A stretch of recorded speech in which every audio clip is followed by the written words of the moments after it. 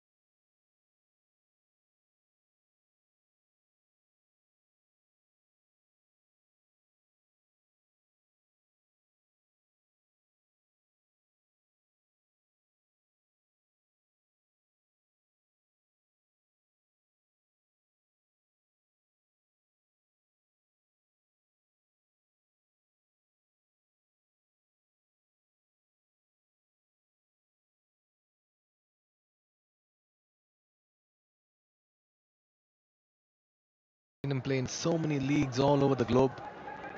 It's going to be Nandan Yadav to bowl over number 2 from the com box end.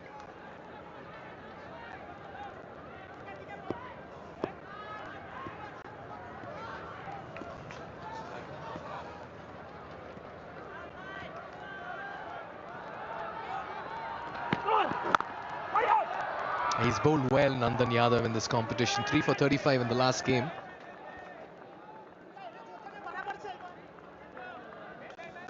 He bowls at difficult times as well, doesn't he? I mean, often the 2 for 38, for example, against the Lions, or the 3 for 35 against the Gawkers, is that he starts well, and then batters have started to catch up with him sort of in those last couple of overs, which are the toughest overs to bowl for the seamers, particularly on the surfaces we've played on.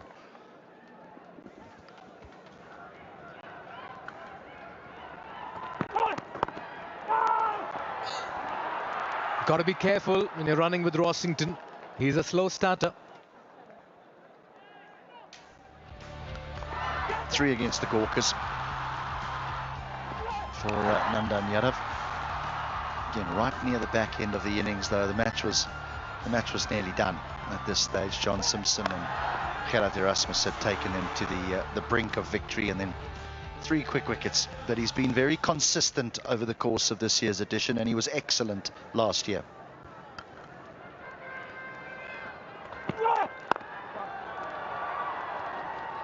The Yaks lost the last 2 games defending. Today they'll be chasing. Just felt they were at the receiving end of the due factor. Maybe tactically they got a few things wrong. Tactically, yeah, there wasn't much agreement up here in the commentary box to what was happening down on the field, and it just sort of fell away for them because they looked well on top at certain stages. I'm also absolutely perplexed about the leaving out of Will Basisto in that, you know, he's a 3-pronged cricketer. He offers with the bat, he offers with the ball, he's exceptional in the field. And you think, well, who do you look him out? Who do you leave out for him? And I'm thinking, well, there's a number of players. I'm perplexed.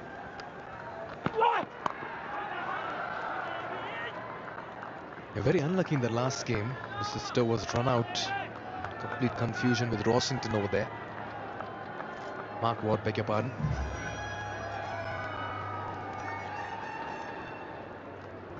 Yeah, not great if you get judged on a run out, because the game before that he was instrumental in helping them get to 160. Many factors come in when you include a player in the playing 11 HD. Take a look at what all does he bring to the table. We'll talk about that after this delivery. Oh, that is a lovely delivery and a very good take behind the stumps as well by Jai Kishan Kolsawala. Just look at this delivery. He's playing his first game, not looking scratchy at all. That's a good bumper. A good bumper, a great take. Yeah, Basisto is a bowler who'll get you his 4 overs. He'll eke out a few wickets. Fabulous fielder inside and outside, and a gun batter. It's a big decision when you leave a player of his repertoire from the playing 11. Burtel will love the pace on the ball, and he's hammered that over point for the first home run. If these are signs to come, then this man is warming up in the middle. Good end to the over. 11 for no loss.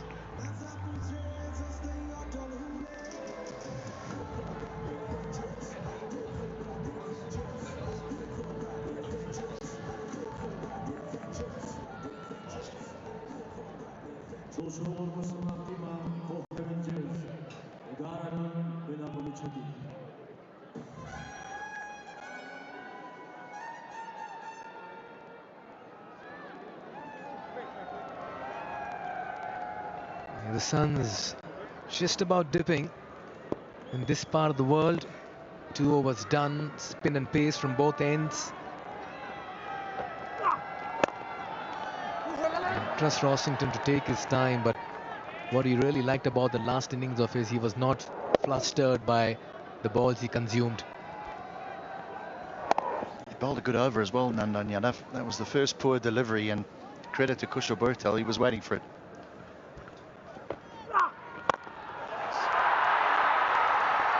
If it's in his slot, he'll go after it. Rossington, he's been in rich vein of form, and that shot confirmed that he's seeing the ball well very early in his innings.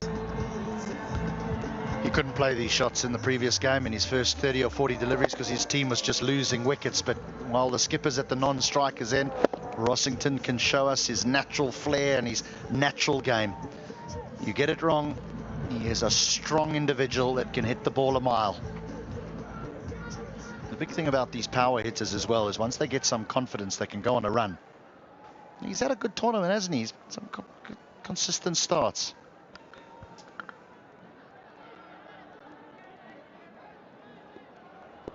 Courtesy that 6. Now you see long on and long off in position. You'd want to do that as a batter. You'd think twice as a bowler, what do I do next? Bit of mind games here. And the youngster Bipin Sharma will be under a little bit of pressure. Nicely worked away. Should have been stopped. But the pace of the ball gets the better of the fielder. Rossington is looking good. Well, it's a field that not many captains use, having a long on and a long off inside the power play. And I was always going to be interested to see how it panned out, because Rossington hasn't played a lot of these type of strokes over the course of the tournament. He has been strong down the ground, but now he has sent a strong message to Bipin that he's got an all-round game. He can't bowl it short. There's no protection square of the wicket. And that's why it's been worked in that region. He knows his field, Rossington. And the pressure is building on young Bipin at the moment. The Avengers are riding on a sea of confidence. Can't have long on and long off. The poor delivery is the one that's overpitched, that allows Rossington to just stand and hit you for 6. One of them have to come up. And I would be tempted to bring mid-off up, because Bipin tends to drift the ball into the right-hander rather than spin the ball away from the right-hander, but he's continuing with the field.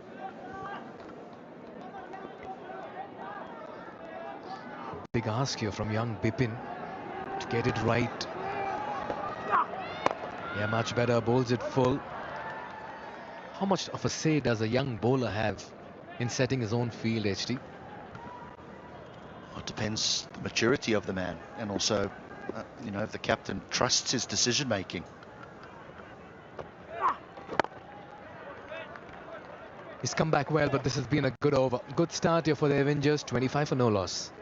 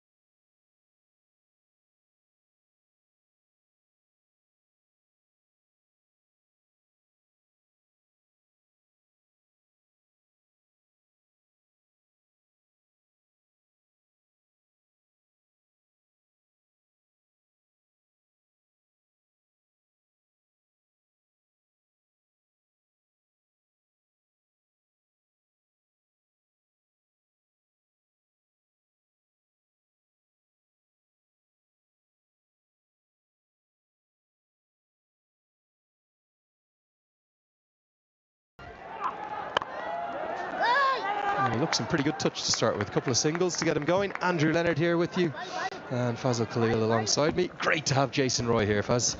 Well, absolutely. Like you mentioned, the Englishman has won World Cup. He knows what it is to win a big stage. For him to come out here, reputation to protect, and he's come at a time when the Avengers really need him out there in the middle. He, along with Rossington. Good shot.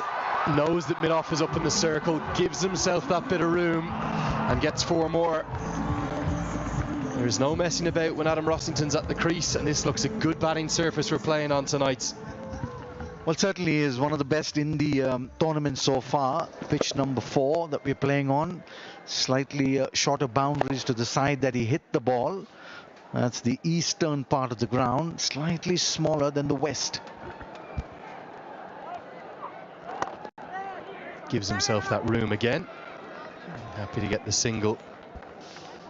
Yeah, great that we're onto a fresh surface for the first time, actually, since the start of the competition, pretty much, because we rotated the same 3 pitches throughout the first 19 games.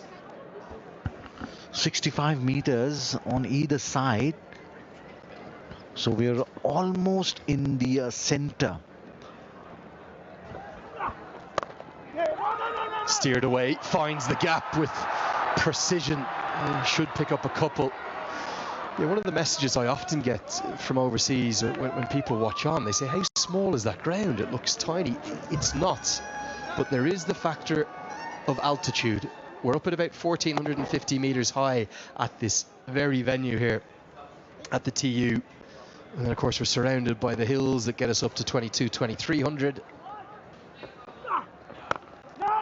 And then the biggest mountains in the world up over 8,000.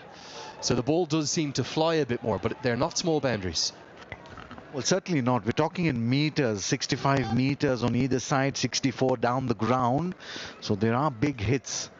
Seems very small when you watch it on television, but when you come out there, stand in the middle, it's quite imposing. And with those nice, lovely new stands, it really looks good. 6 done, 44 for 1.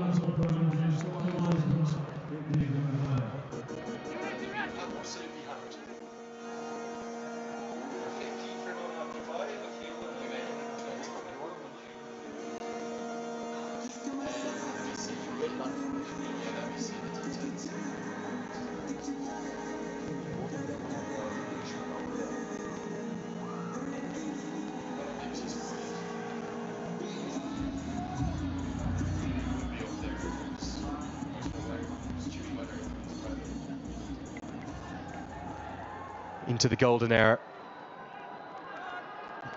Going to be treated to another lovely sunset, I've no doubt about that.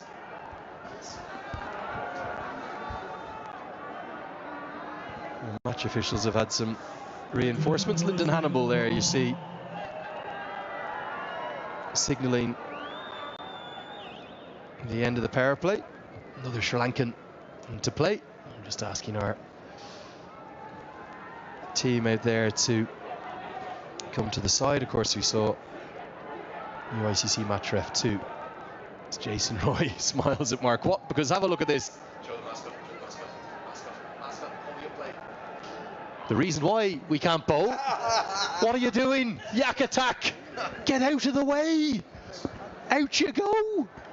I like this. That's good. That's good ploy against Roy. Just get him out there, confuse him a little bit, and he's still refusing to move. Doesn't seem to have affected Jason at all. What are you doing, Yak? Yakety yak, don't come back. Away you go. Come on, let us get on with the game. What's he at? Tries to go again. I think there's maybe bat or glove involved, and I think he might have got outside the line. You can't give this out. Well, just outside the off stump, Karnali yaks. 25-yarder picked by Roy and helped away into the offside. Gets 4. Very well placed. Gulshan Jah made good ground across to his left, but wasn't able to cut it off.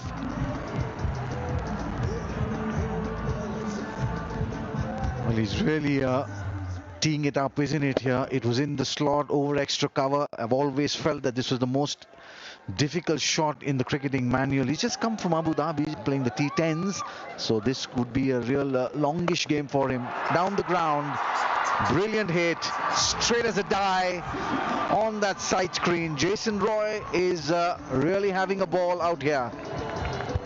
It's a mixed results there in the T10. His last 3 innings were 1, 3 and 5, but he's taking to the TU with real aplomb into the slot, overpitched by Mark Watts and punished down the ground. Roy has already recognised that's the best place to hit here at the TU, straight down the ground. The 50s come up.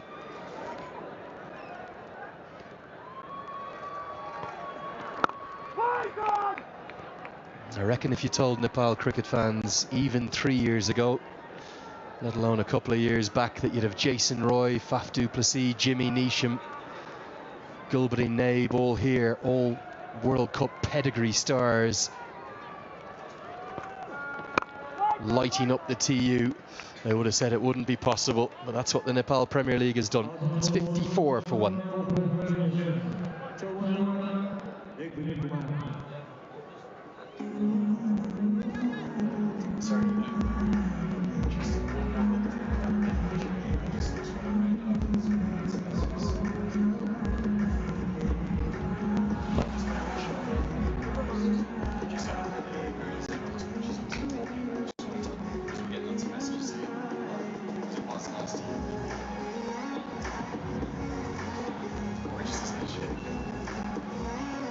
I will never get sick of that view, that beautiful sunset that we always get across to the west of the ground. We're in the land of the gods here.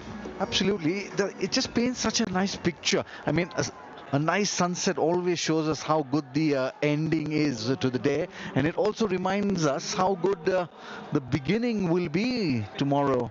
It's a really nice ground, this, as we see Dipendra Rawat from the commentary box end.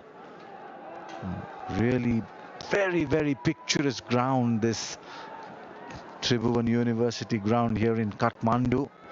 You can see the valley and the snow-capped mountains as well. Yeah, Rawat in for his first appearance of the season. One of the changes, 5 changes for the Avengers, 3 for the Yaks, 8 between the two sides. Do have an update on our Red Bull cheerleader as well, who got injured in the first game. It's Rossington, oh, nearly caught and bowled, just comes out of the hand.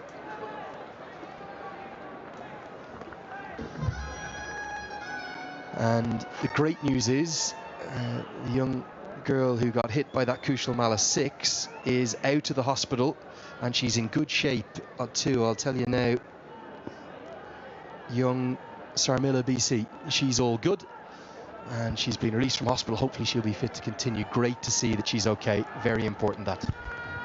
Well, it's really good news coming out from the hospital that she's fine and she should resume her duties. It was a sickening blow that she had on the face.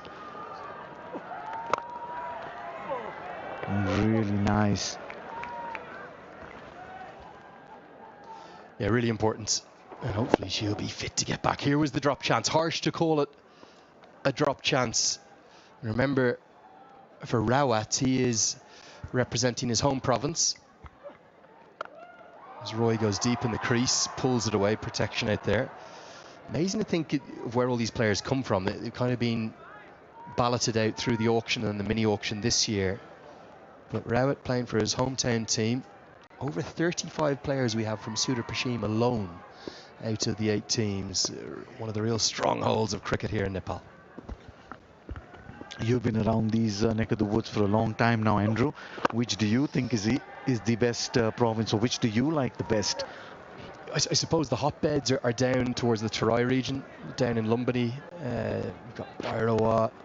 We've got plenty of good cricket in Birgunj, but Sudar Pashim, it just feels like they keep producing players again and again.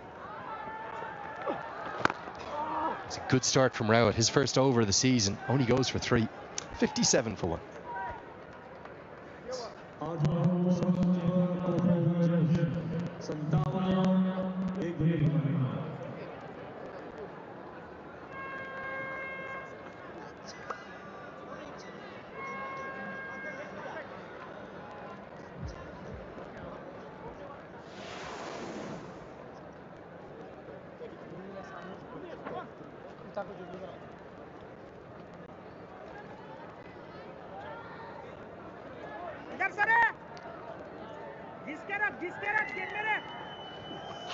Okay, the Avengers off to a good start, but remember this is a very, very good batting surface. They're going to want a lot more than that 150, I suspect, or 140 or so they get at the current run rate.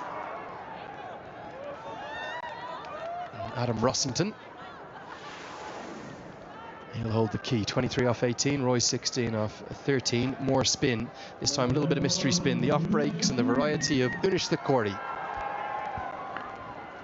Well, he's got an opportunity to get the wicket that they're so much looking for. The Avengers, for the first time in the tournament, they're looking invincible. 57 for 1 in 8. They really looked the part, and like we did mention with the Bolts getting that victory earlier in the day has really set the cat amongst the pigeons here. Big juicy full toss to start with, and Rossington's not going to miss out on that. We've seen he's been in prime form. A nice smile from him. He's a really nice lad. We see him there. And we also have Jess Crow, who's got someone really special. Take it away, Jess. I'm joined here by Will Persisto. Will, with the ball in hand for the Yaks this evening, what have you made of their performance so far? I think the game's pretty evenly poised. I mean, 1 for 60, 2 key players obviously in for Pokhara at the moment, so important that we take a couple of wickets, but I think we've started reasonably well. Unfortunately, a chance has gone down and a couple of misfields, but if we can clean that up, I think the game's pretty even.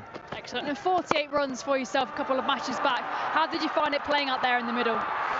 Yeah, it was probably a bit of a different wicket to what looks like out there. It looks like a good batting wicket here, so hopefully if we can keep them around that 180 mark, that got chased down in the earlier match. So yeah, there looks like plenty of runs to be had out there. And the Yaks desperately looking to get that win on the board today. Is there a bit of a shift in mindset for the team, do you think? I don't think so. I mean, we're playing every game to win. We've certainly experimented with some different combinations and things like that, which can make it difficult for the playing group. But hopefully we've got the right combination out there today to get a win. And I have to just keep mentioning this crowd. It's just been energetic, game in, game out. What's it like on the field hearing the support around you? Yeah, it's pretty electric. Obviously, just even before we were chatting, there was obviously some fans going pretty nuts there. So yeah, it is incredible to play in front of. Sorry, I had to watch my head there. Yeah, it's amazing, awesome atmosphere, and that's why you play cricket. I mean, you want to be an entertainer and you want to play in front of crowds like this and passionate people. So yeah, we're so fortunate to be able to do that here.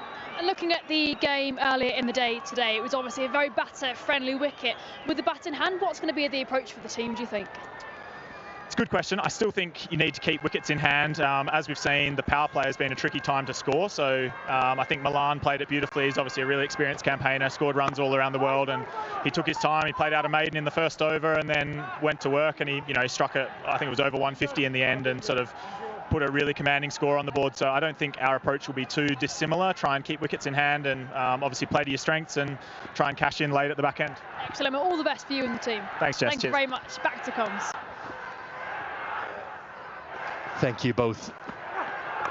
Will Persisto and Jess, of course. Bit of a surprise, no Persisto today in the 11. Well, absolutely, the all-rounder. Just take a look at the way he carved him around the park. That was down the ground. Lucky he didn't get that. And then he gets that big hit for 6.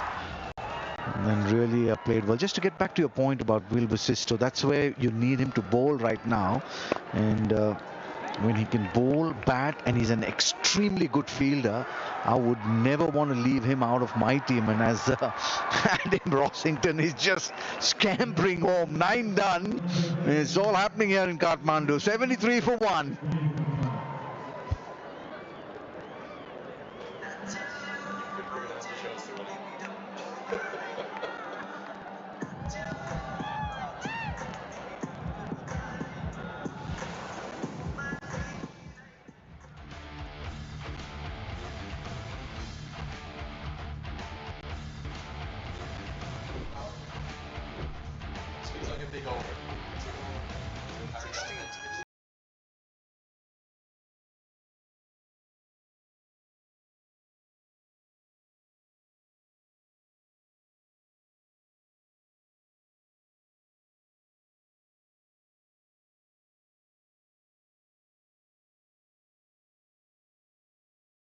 Beautiful sight again, isn't it? Every time we see it, the sun just dipping beneath those hills. What can Jason Roy do? Big over this one, the last one before the strategic timeout, the expert strategic timeout. Just wonder, is Rossington going to continue to go after it? Did well to get back for 2. Final ball of the last over. Well, we certainly saw the lighter side of it. Just take a look at him running. He's scampering. Now he's galloping, and just a little canter in the end. Adam Rossington, you little beauty. I just like the way he plays. I like the concentration and the power. Straight through the man at extra cover. Will be a boundary. He's dealing in boundaries at the moment, is Adam Rossington. He's raced to that score of 43 now of 25. Well, I'll tell you something, he's a little lucky here. You could say really well placed, but, well, maybe a yard away from Pow and Serafin. You saw the little moment of fear in his eyes there. Just enough. We'll give it to him. Good placement into the 40s. Really got the bit between his teeth right now, the former Essex and Middlesex man. Oh, and that is beautiful. Not quite going to go all the way, but he's really warming up. I tell you something, I'd never met Adam Rossington before this trip, and I'd never met Marchant de Lange. They are now 2 of my very favourite cricketers of all time. They are brilliant to watch, and they play the game the way it should be played, with a smile on their faces. They played really hard, they played really fair, and now reinforcement in the form of Jason Roy has really spurred the Avengers on. 12 runs and over from here will get them past 200. Rossington on 44. The partnership 46 in lightning quick time. 80 for 1 are the Avengers. It looks a little different now, this team on screen. That'll race to the rope for more. Rossington's putting on a clinic here. Remember his innings in the last match, 81, was actually the slowest 50 in NPL history, coming off 53 balls. He's 2 away from getting one off just 28. Well, he does pick up that bat like an axe, doesn't he? We all taught how to pick up a bat like an axe, and then it comes down really. 50 of the partnership of just 30 deliveries, 32 of those going to Adam Rossington, 18 to Jason Roy. So he's been the dominant partner in this partnership, despite the fact that Roy is out there in the middle. He'll get 1. Can he get back for 2?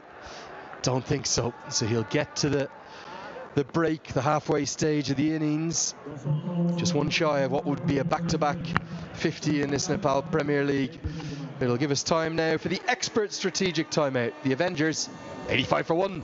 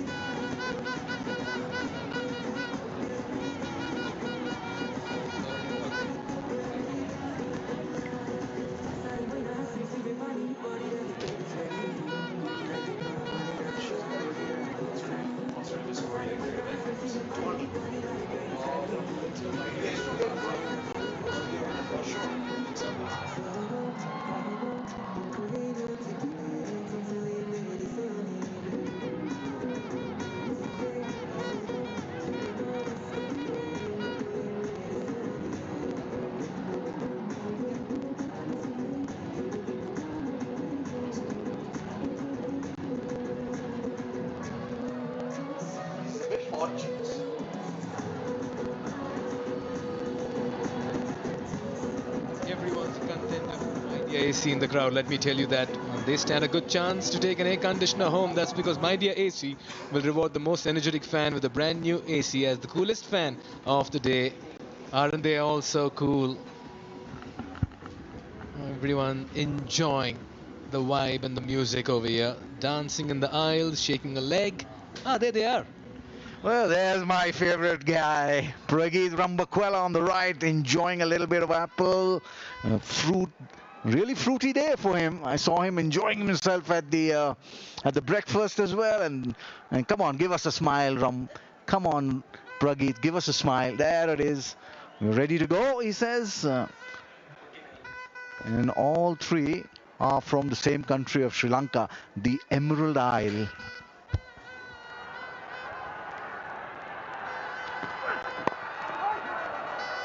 Gym in the morning, apple in the evening, Rambakwela.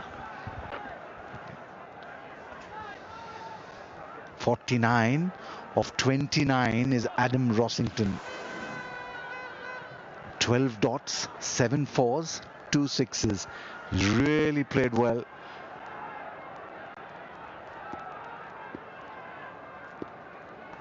Sompal Kami from the Chobar end. 50 to Adam Rossington, and really well played as well in that score of 86 for 1. He's picked up 50 of 30. Yeah, his second consecutive 50. He got 81 in the last game, and he matches that with a fluent 50 in 30 that includes 7 fours and 2 sixes and a bit of running as well. What a fine cricketer he's been here for the Pokhara Avengers in season 2 of the Nepal Premier League. He'll come out to keep as well.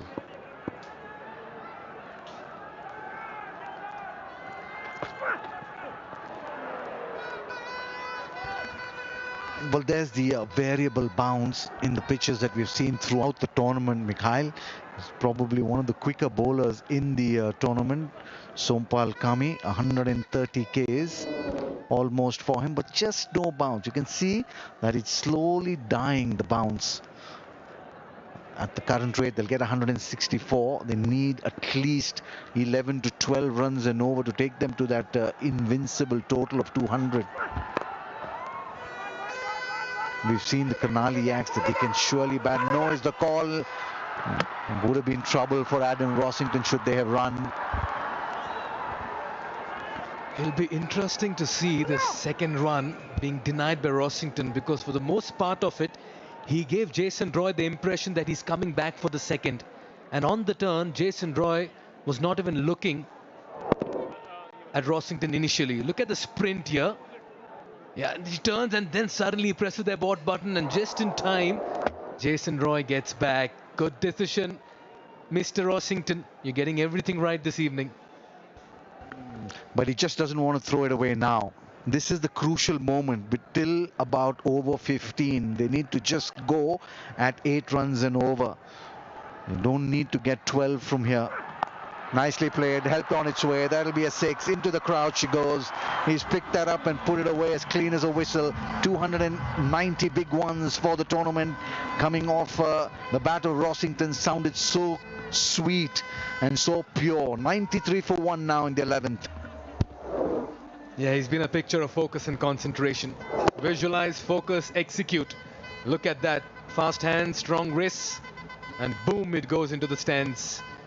You'll pay the price if you stray in line, and this time the length also was not helping Sompal's cause. 59 of 36, the Siddhartha Bank maximum of the match. Really enjoying this little stint with you, Mikhail. Rossington on fire. There it is. That's gone big and it's gone out of here. What a hit this. He just picked it up and deposited it over long on. End of the over, 11 done, 99 for 1.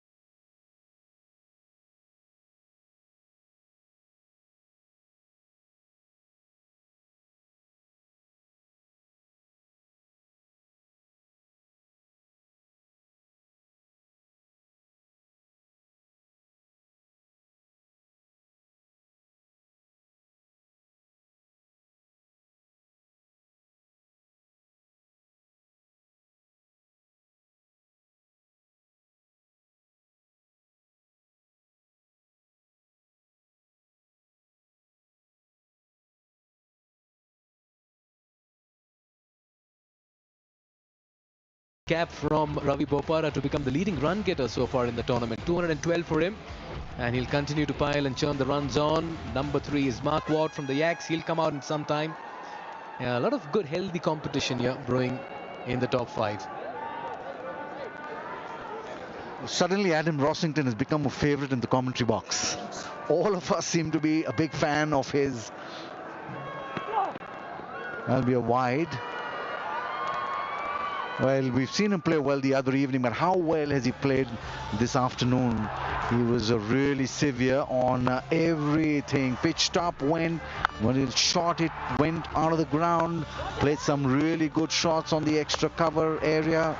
Was really good downtown as well, and then picked it up, and that was the best of them all. A bit of glove love for Roy and Rossington. They come from the same country, and they're speaking the same language at the moment.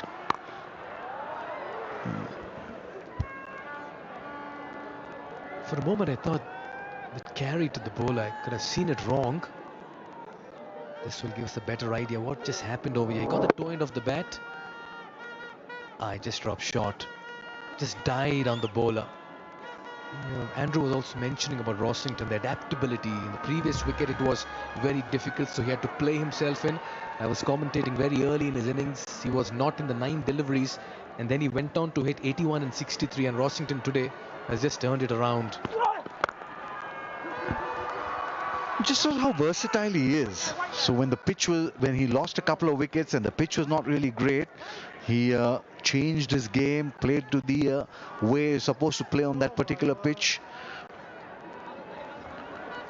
There she is, a happy then sparkling smile of the match. That's more than just a smile, that's a big grin and a broad smile and a bit of laughter and happiness as well. Congratulations, madam. With the wave, you get a hamper as well coming your way.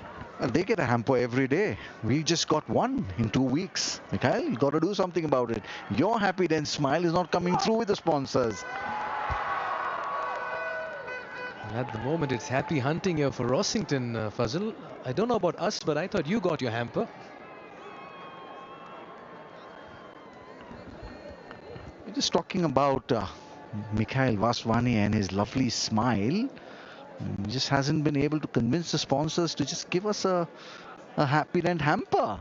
I'm sure they're listening to this, and if they are, there he is. There, take a look at that smile. Absolutely stunning. The happy dent, sparkling smile of the commentary box. The hamper is coming, I'm very sure about it. Thanks, Fazil. We'll share the spoils. Nicely struck, but as he found the fielder here, just falls short.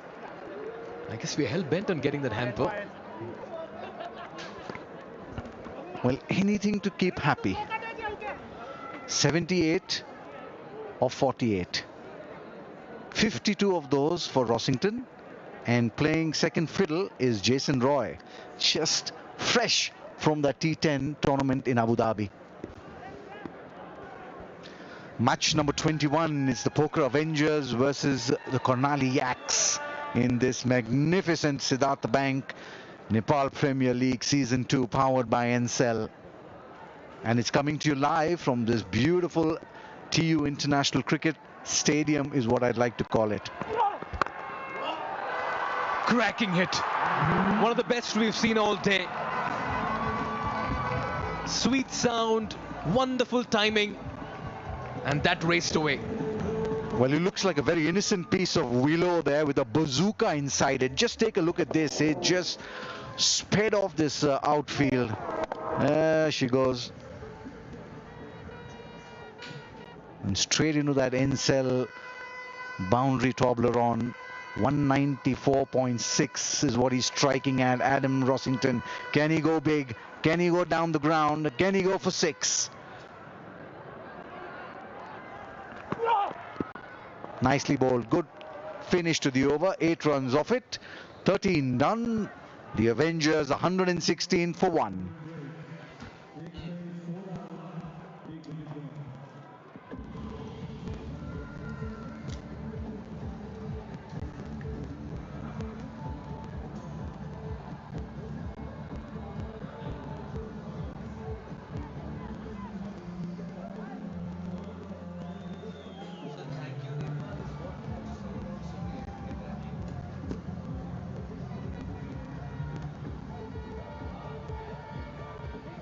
Yeah, full houses every day of the week here in the Tribhuvan University International Cricket Stadium, and it's off the charts as well, breaking records on social media to Instagram 60 million, Facebook 97, YouTube 2.5, accumulative 160 million plus. Keep it coming.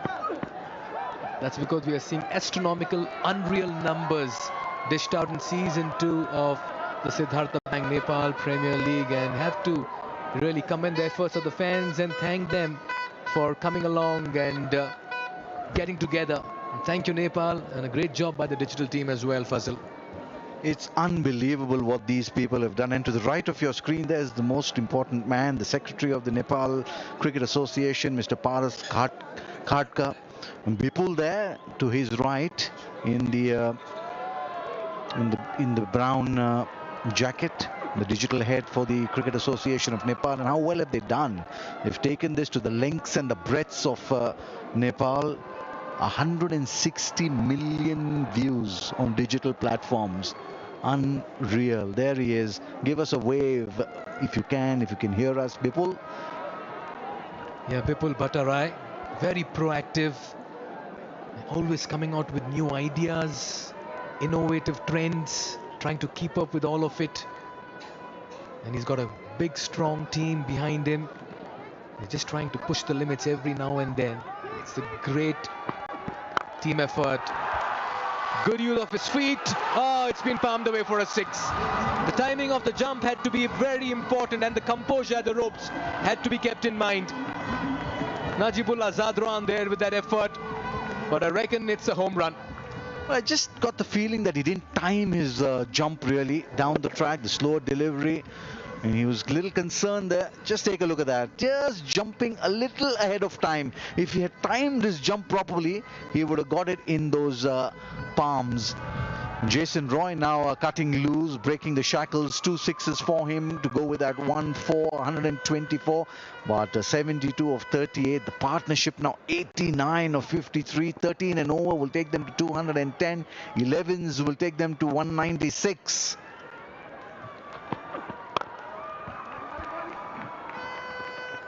Rossington always on the lookout for the second. Fazal, have you downloaded the Dish Home Go app, the official OTT streaming platform for the Nepal Premier League 2025? Well, I was told that it is there for us to download, and I'm going to do it very soon. And for those who are watching in India, you can stream on FanCode and Star Sports Select 2. And worldwide, it is Dish Home Go, the official OTT streaming platform for the Nepal Premier League 2025. We're in season 2. That's the projected score. Nicely bowled into the pitch. Rossington will settle for 1. He won't take any chances coming back for 2. Okay, 9 wickets in hand, Fazal. Are we looking at something close to 200 here? Well, this is the first time, Mikhail, in all these games that I'm really happy with the way the Avengers have played overs 7 to 15, and they're not yet at 15. They've got 81 runs so far, and they haven't lost a wicket. That's the way that you play these very crucial overs between 7 and 15. Now, if they have wickets in hand, just imagine what they can get in the last 5. Beautifully struck down the ground. There will be runs there. Normally, the long on and long off are slightly straighter. So just a single, 1 delivery left in the over, and it's the big man, the burly Adam Rossington, a favourite in the crowds, a favourite in the commentary box, a famous with our director as well, Gulshan Jha. Can he finish well? 10 runs of the over so far, 126 for 1, and Adam Rossington is on strike.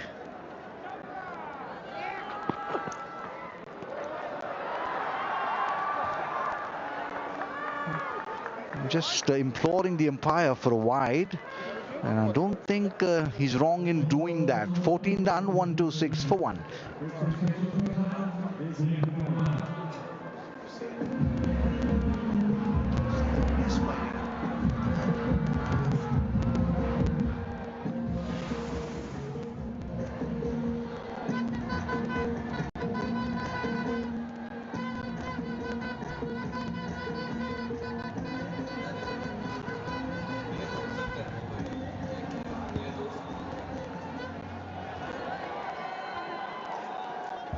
Yeah, Fazal was mentioning about the passage between 7 to 15, 82 with all 10 wickets intact. I guess that's the high point of the Pokhara Avengers. Well, for me, Mikhail, after you get through that first 6 overs, 7 to 15 is more important than the 16 to 20, because 7 to 15 determines how you will play in 16 to 20 and how much you will score in 16 to 20 with wickets in hand.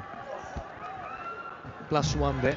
There it is, the Omora and Jeko new Jeko J5, the real SUV with best in-segment specs. 25,000 will be donated to education per match hit on the J5 podium. There it is, grand side, good looking, great features, very strong AC. All right then, event ball coming up. Rossington is going to go after. Yeah, he's got stuck underneath this one, and he knows it as well. Does not bother even looking at it because that's been caught in the crowd. That's a lovely catch and a great moment as well. Well, if only there was an award for the crowd catch. But Rossington, take a look at this, in the middle of the bat, down on one knee, the left arm spinner treated with absolute disdain, carted away to that area, cow corner. Nicely bowled, good comeback by Watt. Probably one of the best catches in the crowd I've seen in recent times, and maybe the first as well, Fazal, this season. Well, that'll be the 100 of the partnership. Nicely played down the ground. He's really dealing in boundaries and a lot of power in the shots of Adam Rossington, into the 190s now as far as the strike rate goes. 10 fours, 5 sixes, 83. Just take a look at that. Didn't really get it in the middle of the bat, but had enough on it to beat the fielder at long on. And he's now bettered his previous score as well in this competition. 81 in the last game, 84 not out in this. A lovely crowd catch as well, just to add to the fanfare, excitement and entertainment. Fazal, how much would you rate that out of 10? Wow! How did he do that? Did he catch the ball or the ball caught the hand? I wonder. Nicely bowled. Good end to the over. It's been entertainment all the way with both these batters in the middle. A partnership worth 104. They're looking good, the Avengers. 138 for 1.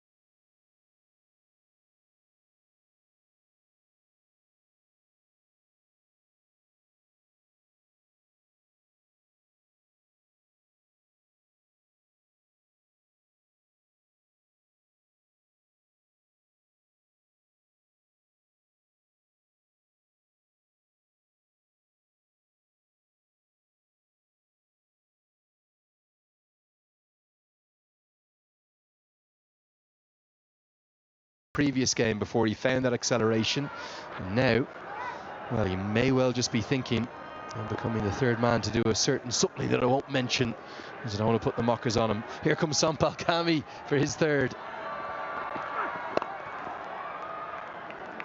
Delighted to have HD Ackerman alongside me. HD, well, Rossington, he's a special talent, isn't he? And he is outdoing even the great Jason Roy here by a distance. He's had a good tournament. I mean, even against the Kings up front, you know, gave them a good start. It's just the one failure, you could call it that, for someone at the top of the order, and bearing in mind that these conditions are foreign to him. I want him back next year. Two fielders out there. It's right between the pair of them, and it gets to the rope with one bounce. The Karnali fielding effort is starting to buckle under the pressure. There's no doubt that Najibullah should have already caught Jason Roy, and this one, well, it should have been cut off from the boundary. Yeah, and the problem here for Sampal Kami and the Yaks is that that's hit the toe of the bat. Jason Roy, this is his first game here, so he's still trying to get accustomed to the conditions. Once he does, duck. Kami's got to vary his pace. He cannot run in and bowl seam up all night. He will go the distance. You mean duck in the crowd, not duck on the scorecard, I hope. Correct. Definitely take evasive action up there in the stands. Again, he's clothed it. Ja readjusts just well enough as Roy walks the single, and Kulsawala just reminds him, you've got to run your runs.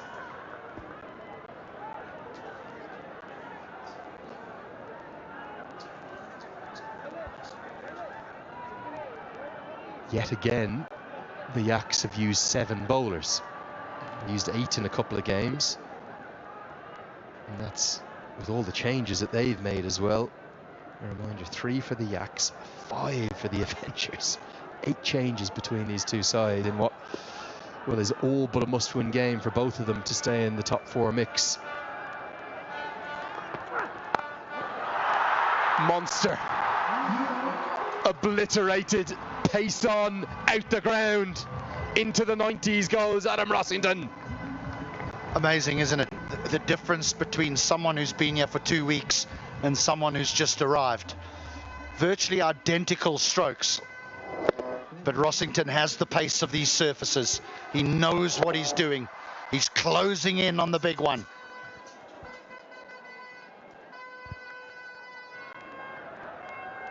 He's a special cricketer, and I know for a fact, being in and around the same hotel as him, he adores his time here in Nepal.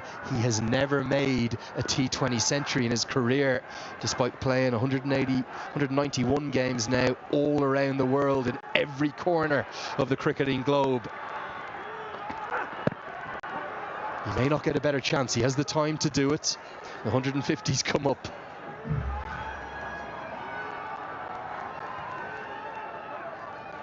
We've only had 2 centurions in Nepal Premier League history. Andries Geuss in the first season, the South African turned American, and then Mark Watt, the Scotsman, who surprised you and I both at the top of the order for Karnali. Can Rossington join the club?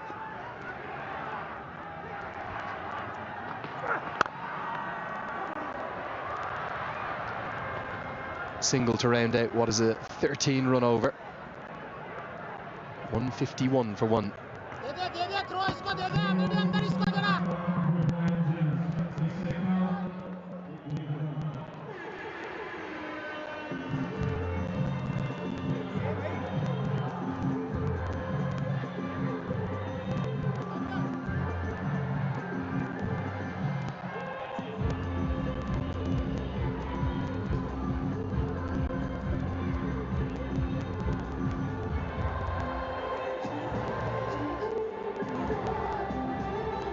Well, they've been the story of the tournament for me, these fans, and up in the Red Bull fan zone, the new gen, you can refresh your Babal energy. Babal energy.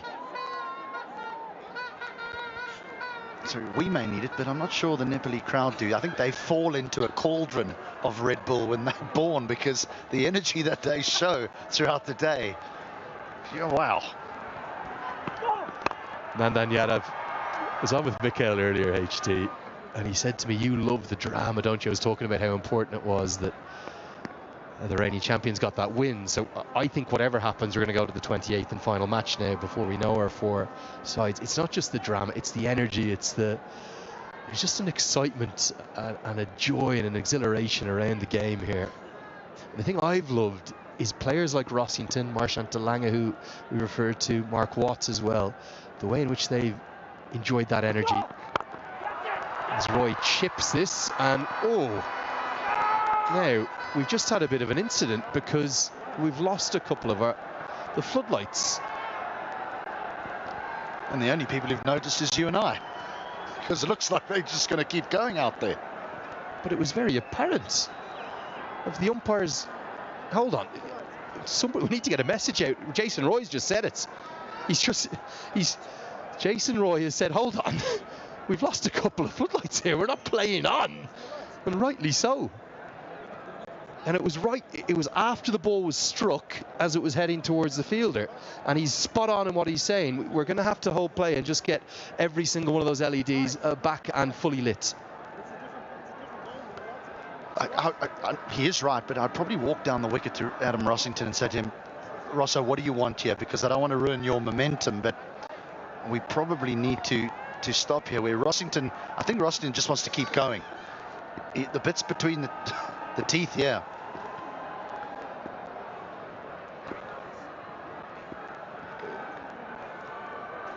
This is incredible, really.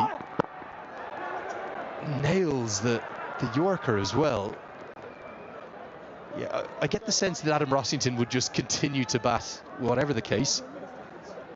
And some of the fans are now taking their torches out. They miss nothing here in Nepal.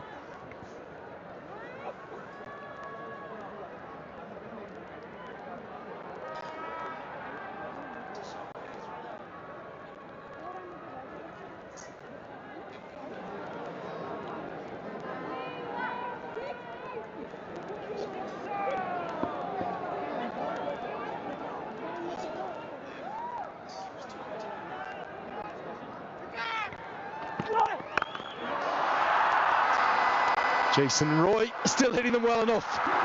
Full toss hit towards Kami. Don't think he's overly happy, but he's got the muscle and the experience to get it all the way for a maximum. Immediately indicated to the umpire that he's not seeing it properly.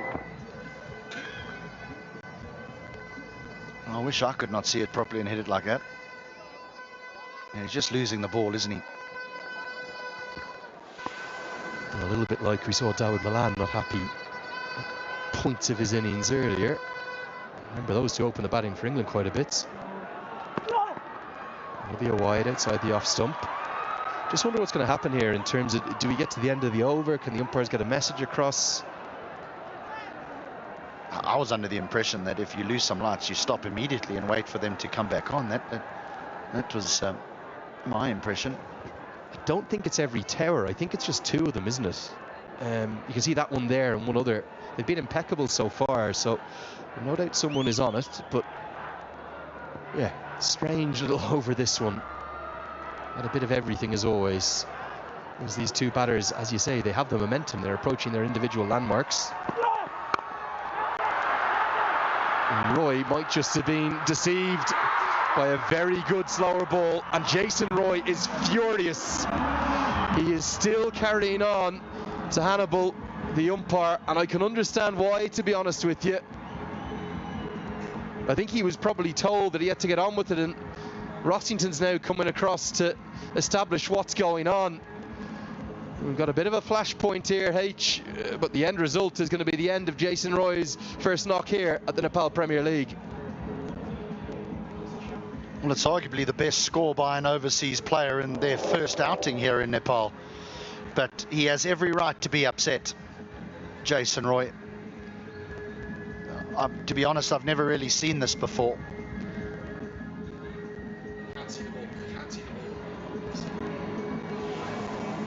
Yeah, not happy. Good innings, though, from Roy. Goes for 46. The Avengers now 161 for 2.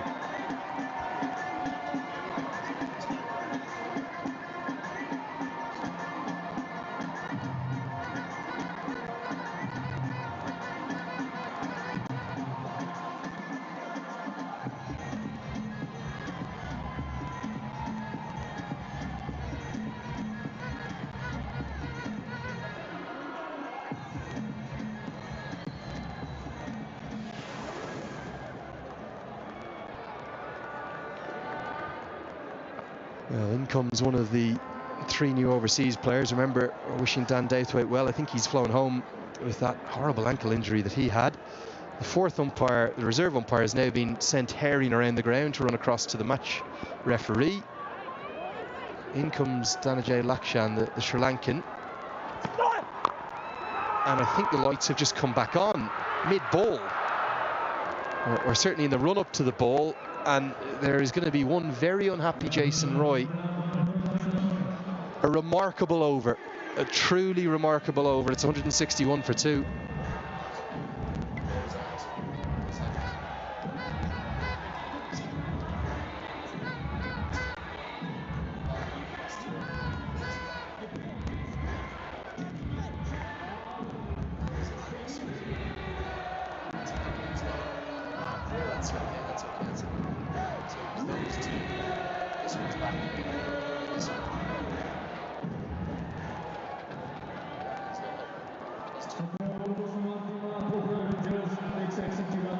Suspect we'll see a bit of talk about this, whatever the result here. HD. Here comes Sampal Kami. Oh, brilliant Yorker.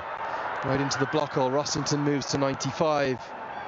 I just wonder how much that dismissal of Roy is going to affect the momentum of this Avengers innings. You felt like they were on course for 200. They'll do very well to get there now.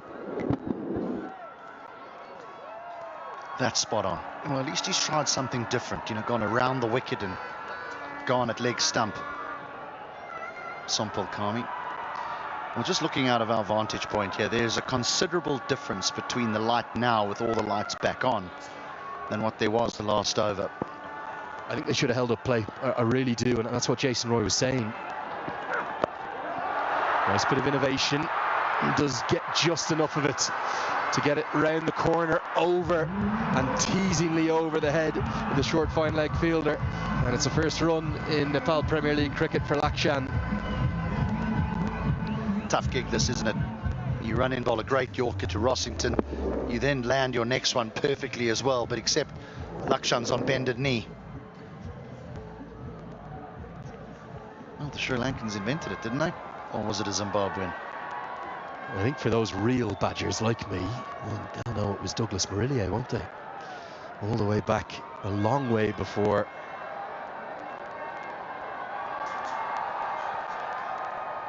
And then it was Ryan Campbell, the former Dutch head coach, now up at Durham, who played it, but Dilscoop was the one who patented to Karatne Dilshan.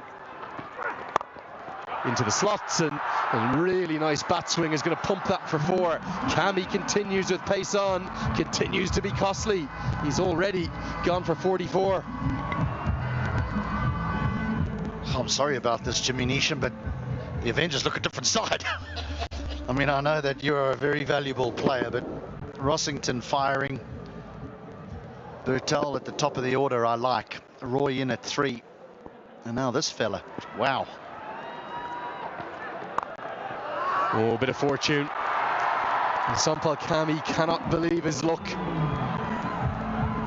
What are you doing here if you're Kami? Do you have to think about changing the pace that you're bowling at? Because everything with pace on seems to be going to the rope. 3 consecutive boundaries. The problem that I have with Sampal Kami is that he can't defend any side of the ground at the moment. You've got to try and say, well, okay, I'm going to defend the leg side. I'm going to come around the wicket and I'm going to try and bowl some leg cutters or some slower balls and force him to go to the leg side, or I'm going to bowl over the wicket, bowl at the wide line and defend the offside.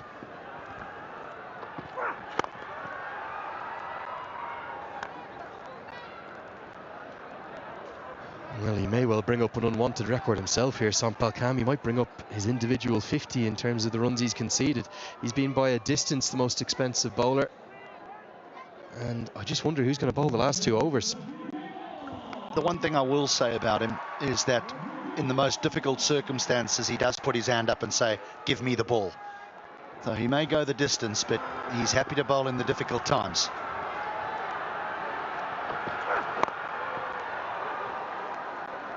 Rossington just wants the single. I'm not sure why Lakshan is sprinting that one. No chance at 2. He'll have the strike on 96. It's the end of Kami's spell. None for 50. It does come up. It's 176 for 2.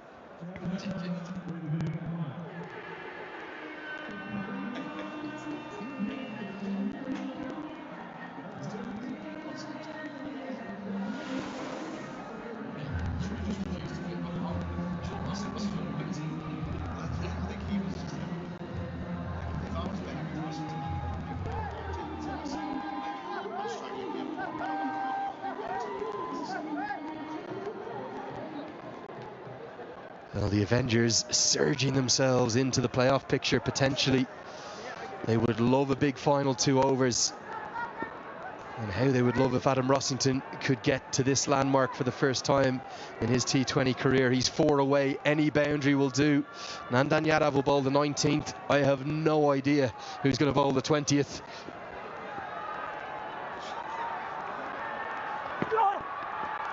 Oh, that's really well bowled for me. Inside the guideline.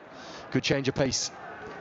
Yeah, again, he's bowled a highly skilled delivery here. Pace off the ball at the wide line. So he's saying to Rossington, if you want to hit me, you got to come fetch me. Now, I know these big hitters like to clear that left leg, so trying to reach that wide line is almost impossible to get any part of the bat on it. You may just get a toe end.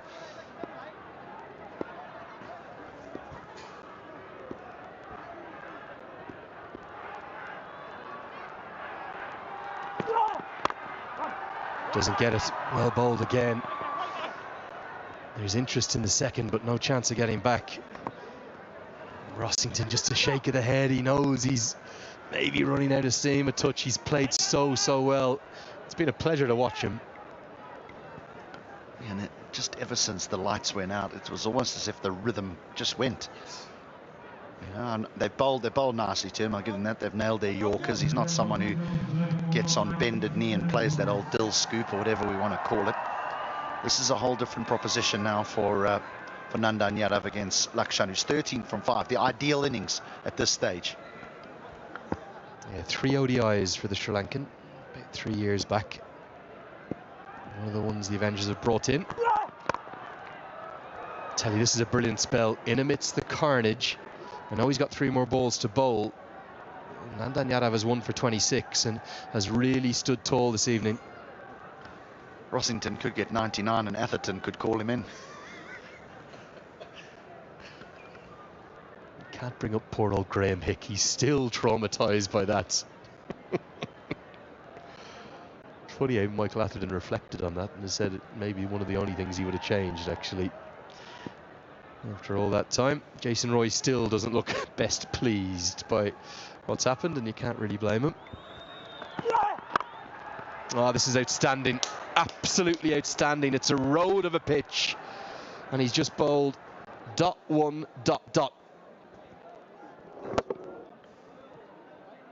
Rossington will say to Lakshan, don't worry about me, just hit it out the ground. Meanwhile, in the back of his mind, he's saying, get an inside edge to fine leg and run 1. Give me a shot at the title. He might quite want him to go boundary here, so he'll be on strike for the final over.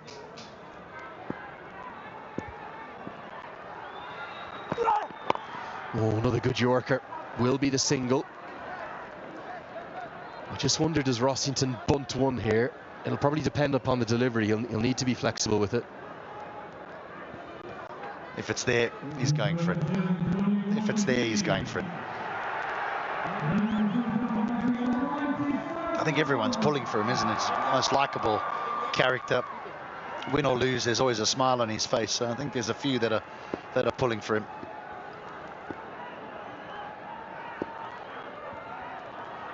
Does have 9 first-class centuries, but never a T20 or List A one, despite his white ball pedigree. Oh, big swing and a miss. Gotta run the bye. Get down there, Lakshan. And he does. Don't run the second. No! He's not going to have the strike. Oh, it's a wide. He might have another chance at it.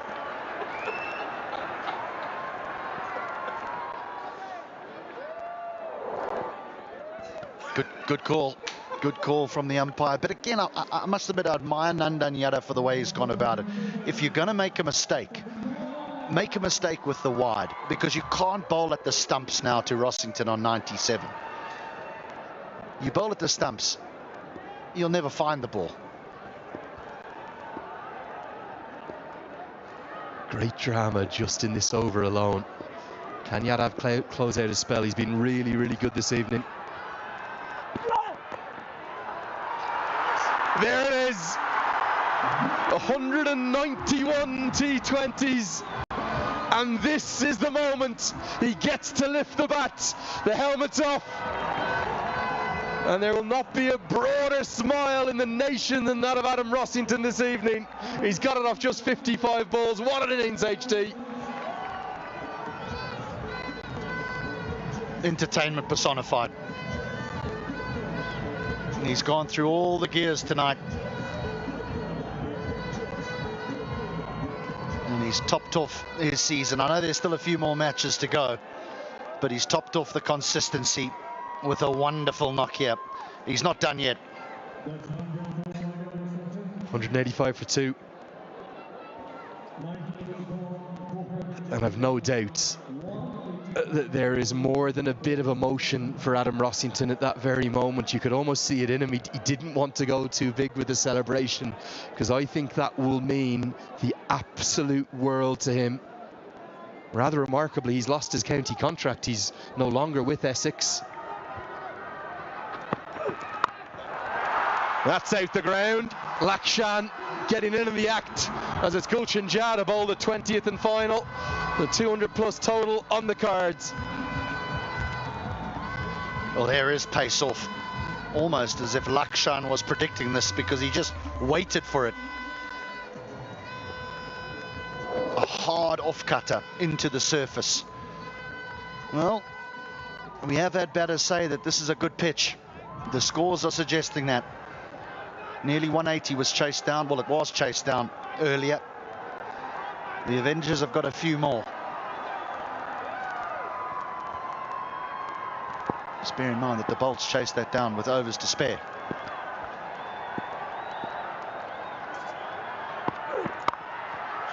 Sliced away behind point. There's a fielder out there. Now, what must this feel like for a man who's lost his county deal somehow, playing in leagues all around the world? He's never got to 3 figures before.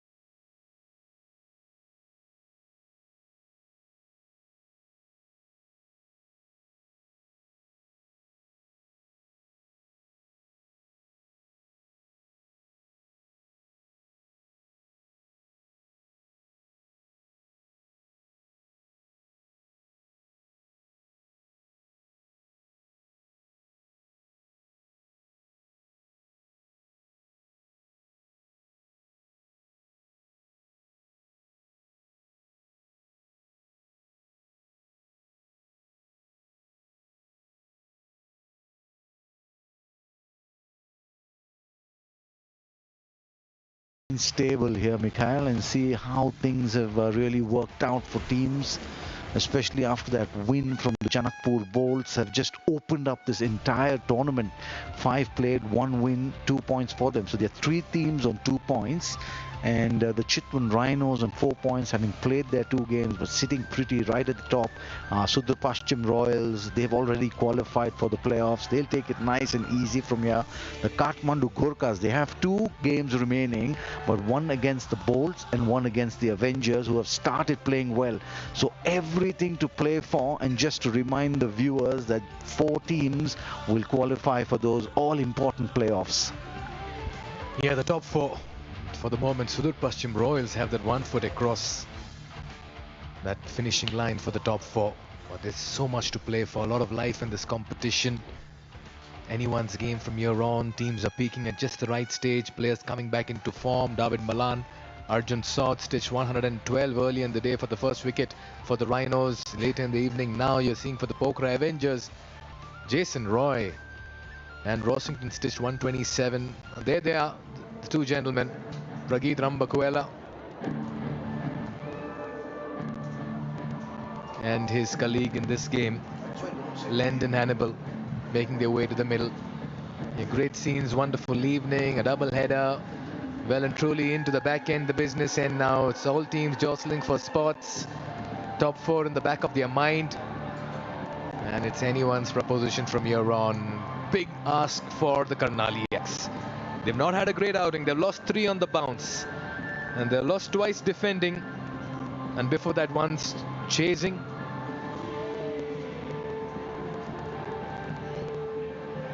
How buoyed would these gentlemen be feeling after that 200-run performance with the bat? But all eyes will be on the opening batters, and it's the tried and tested combination of Panchal and Mokwat will have to come out there and be on a leather hand right from the ball. Word go. Well, absolutely, and if they want 2 men out there to do the job for them, here's one of them, Mark Watt, 114 versus the Lions in this tournament. So we can see that he can really tonk the ball. He has a really good strike rate as well, 165, and you really need to play an as Adam Rossington kind of innings, and he needs the support from Priyank Panchal.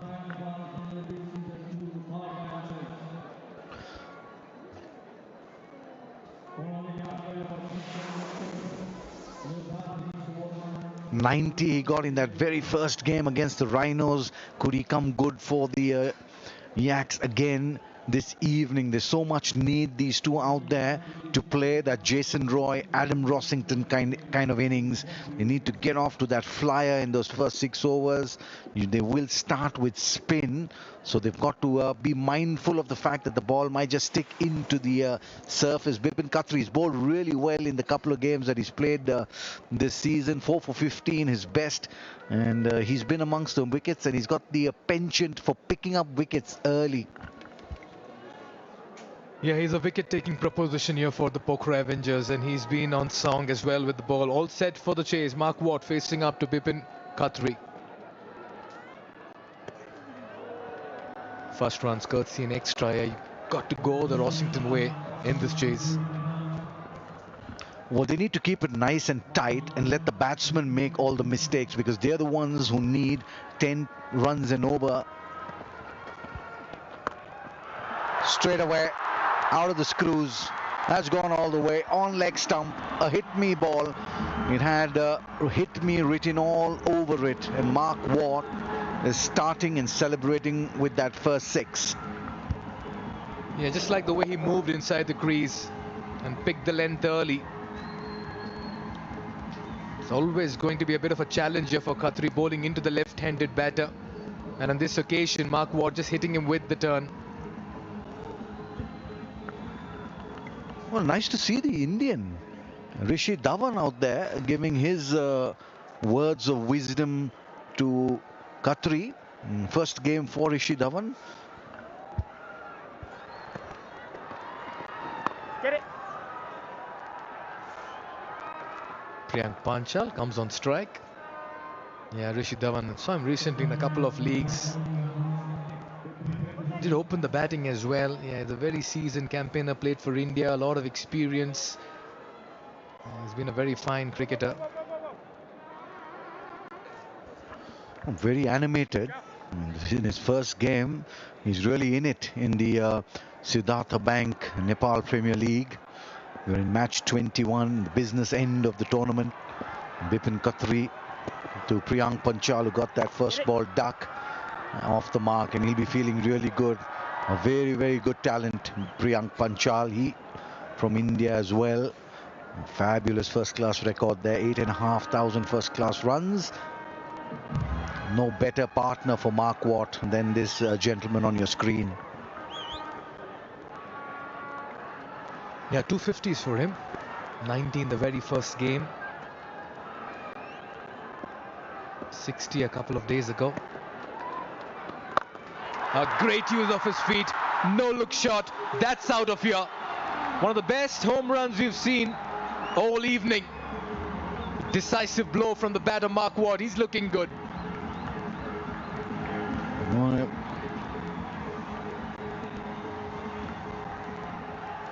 Well, good evening, Bipin Khatri, says Mark Watt. Back live down the ground this time. There is protection, just a single. Just take a look at this once again. So good, so nimble-footed, just down the track, and thank you very much. That's gone all the way.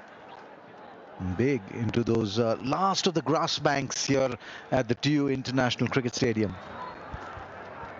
Yeah, touch of arrogance in that hit. He comes with his own flair and flamboyance. A grand sight indeed. Light Towers in all its glory. Over the bowler's head, runs, nicely fielded. Akash Chand with that one-handed effort. What a start here for the Yaks. They've accumulated 17 in the first over.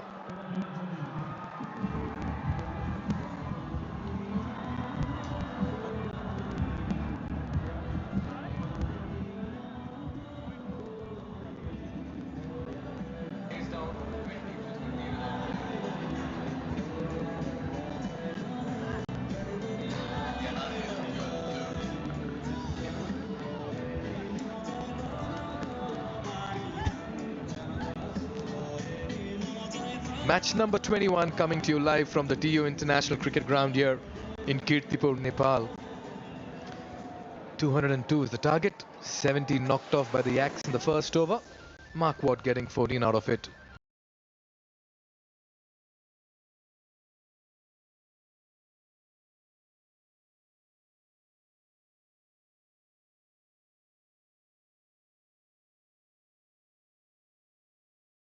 Into the three-figure mark. 108 unbeaten runs for him. Bipin Khatri was the spin option. It's going to be Dhananjay Lakshan.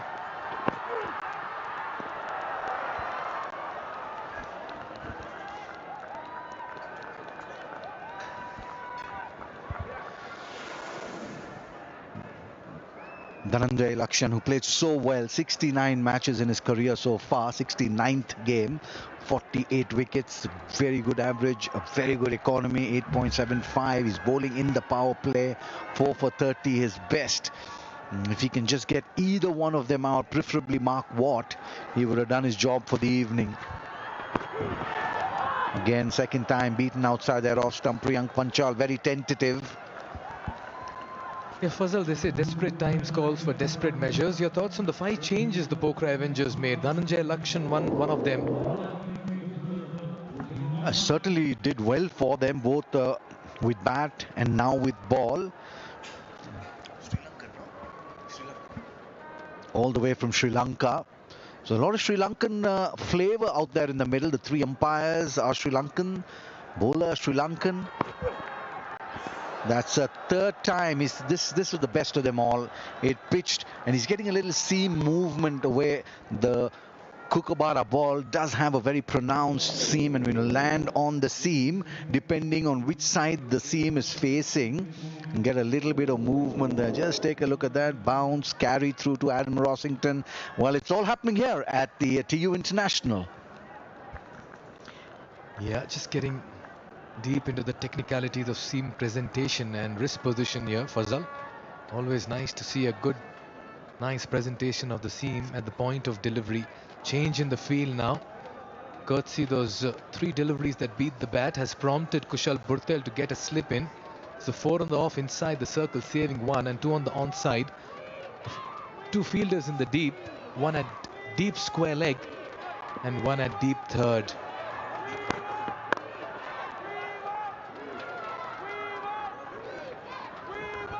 This time gets back to ball Priyank Panchal. They started with a run rate of 10.10 runs to the over. They need that run rate to be constant throughout the 20 overs. That's the tough thing for them. They need a very good power play. The Avengers had 44 for 1 in their power play. They need to do as well or better to get that to get into that chase. Huge chase, 184 needed of 110, Mikhail. So that first 6 overs are really crucial. Yeah, just coming to the question over here, when you're chasing something as big as 200, we'll get to it after this delivery. Do you really go in with a target for 6 overs as a chasing side? This is what we have to have, we need to have on the table after 6 when you're chasing 200. Well, that's why you have that required run rate, isn't it? Just keep abreast with the run rate. You need to understand that the 3 phases in this game. Play the 3 phases smart. I'm the kind of person who likes to take it deep into the game. The last 6 or last 5 overs, you can score a lot of runs provided you have wickets in hand.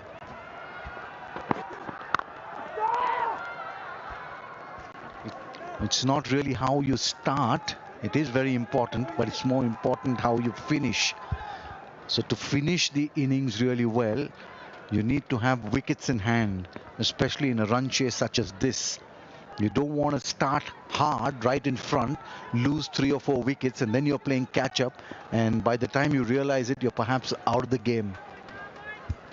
Absolutely. Remember, there's no Will Basisto today for the Karnali X. Jai Kishan Kolsawala, another very fine batter. He's just trying to throw the kitchen sink at this one. He'll have to hurry. Makes it in time. Very good over. Only 3 runs coming off it. 20 for no loss.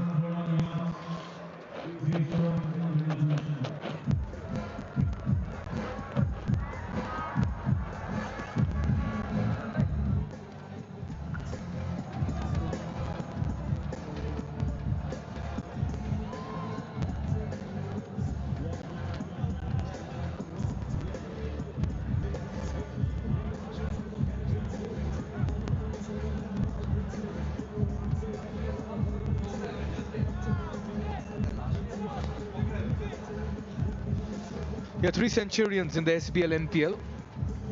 Andreas Gauss, 104 not out. That was in season 1.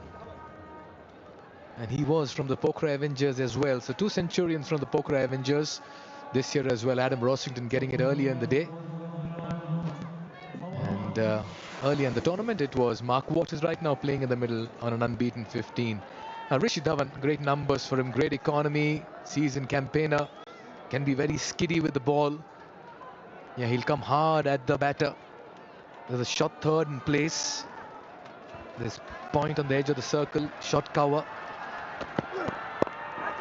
Chipped in the air, almost carried. Just hurried the batter and cramped him for room.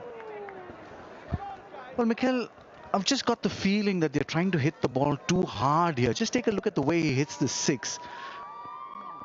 Now, this is the last delivery, but I just want to take a look at the way he hit the left arm spinner for 6. We'll just show you that in a little bit, and then I'd like to make the comparison to how he's playing now.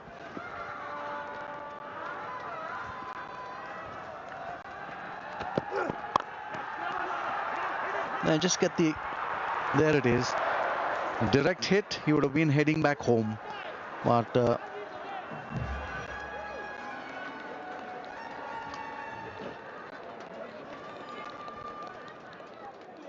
Just take a look at this. He came down the track and it was all timing.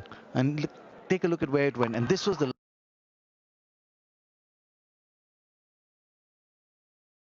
now is about timing. The ball coming nicely onto the bat. Use the bowler's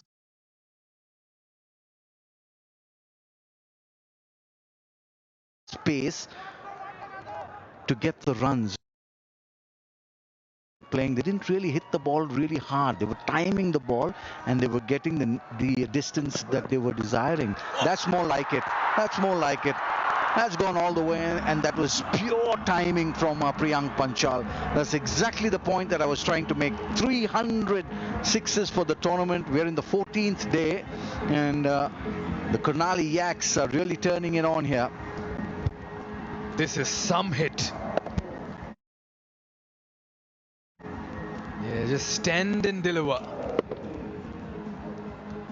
They just sailed into the stands, rather grassy banks. Spoke about timing. That was a clear illustration of the sweet timing on that. Oh, I'll tell you what, this one even better. Priyank Panchal's taken some time, but he's dished out two deadly delights with the bat. What a hit. Well, just take a look at that. He created a nice firm base for himself. There it is. The head firm, and the bat speed through the ball was optimum. That's the reason why it went so nicely. Just the timing on that. Well, they call it the smash factor in golf. That's an illustration of that. Really good piece of timing this from Priyank Panchal. The pressure will be on Rishi Dhawan. What a welcome he's had to NPL. He's already given away 13 runs in the first 4 deliveries, and this man is in smash mode. Priyank Panchal. Wow. What's the comeback here by Rishi? Yeah, pace off. The but obvious option for most bowlers these days on surfaces like this. Just take a look at that run out opportunity. Mark Watt calling. He needed a direct hit. It was not even in the frame. He gave up halfway, just hoping that Burtel misses, and obliging there was the skipper, Kushal Burtel. We've seen Deepak. We've seen Dipendra Singh Airi, who has this uncanny knack of hitting the stumps from very awkward positions and angles. Nicely played, nicely run on the bounce. Really good end to the over. 14 runs off it. 3 done, 34 for none.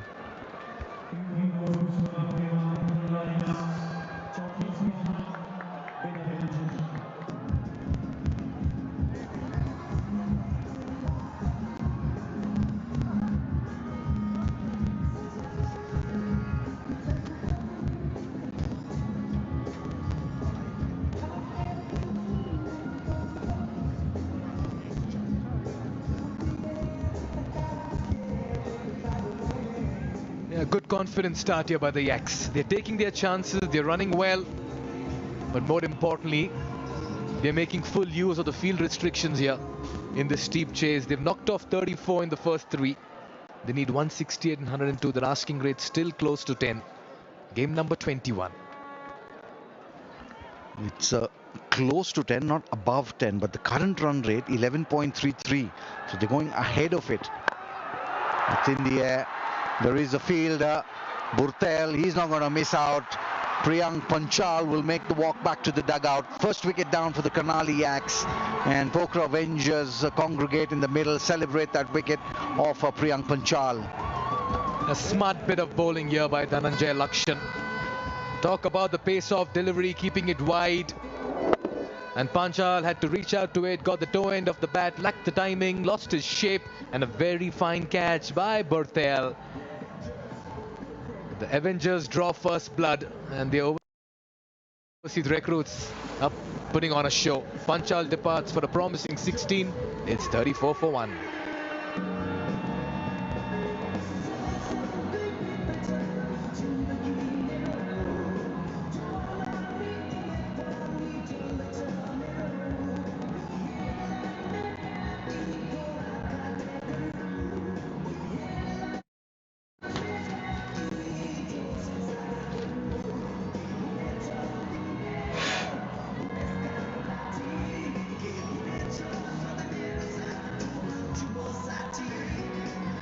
Jaikishan Kolsawala comes out at the fall of Priyank Panchal's wicket. Another very busy cricketer.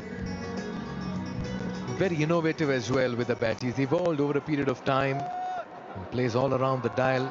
Very exciting batter, always on the lookout for runs. Yeah, there's not much time for a yak batter to come and settle in. It's about just come in, get a sighter, get going with the bat. And up against them are some very, very smart operators in the middle. Dhananjay Lakshan being one of them.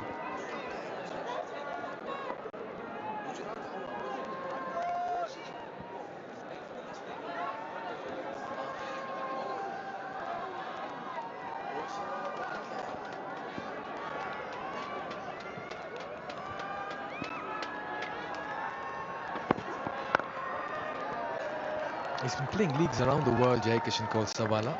More of a franchise cricketer. He's here because just getting a little restless there, Priyank Panchal, trying to get some extra runs. Very smartly bowled by Lakshan and Kushal Burtel, the skipper. Nice comfortable catch. he represented Baroda, 10 first-class matches for him, but then decided to move on and play a lot of franchise cricket around the globe. And I've seen him play some innings, and he's really turned on the magic with the bat. He certainly likes his food, doesn't he? Jaikishan Kolsawala. There it is, left-handed batsman.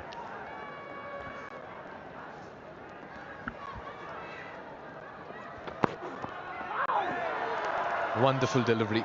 Good captaincy as well with a slip in place.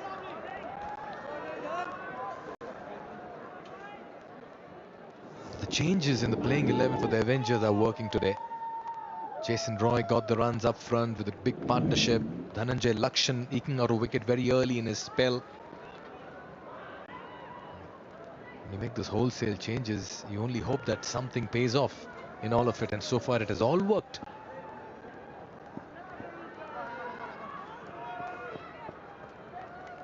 Mr. Rambakwela is not pleased with something in the middle. Yeah, all he's trying to convey to Mr. Burtel is, in the run-up, please don't make those changes in the field. Mr. Rambakwela has the third eye. The Hawkeye.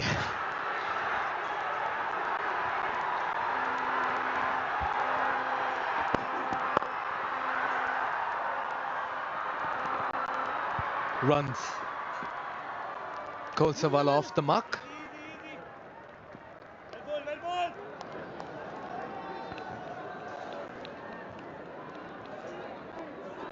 Not much will change, Fazal, with this man's approach in the middle. Mark Watt.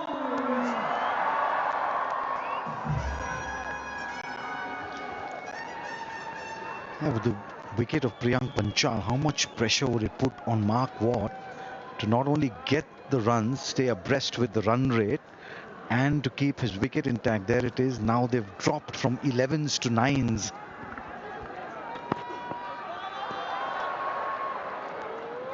This turned out to be a fabulous over. 2 runs and the big wicket of Priyank Panchal, and the Avengers are back in the contest. 36 for 1.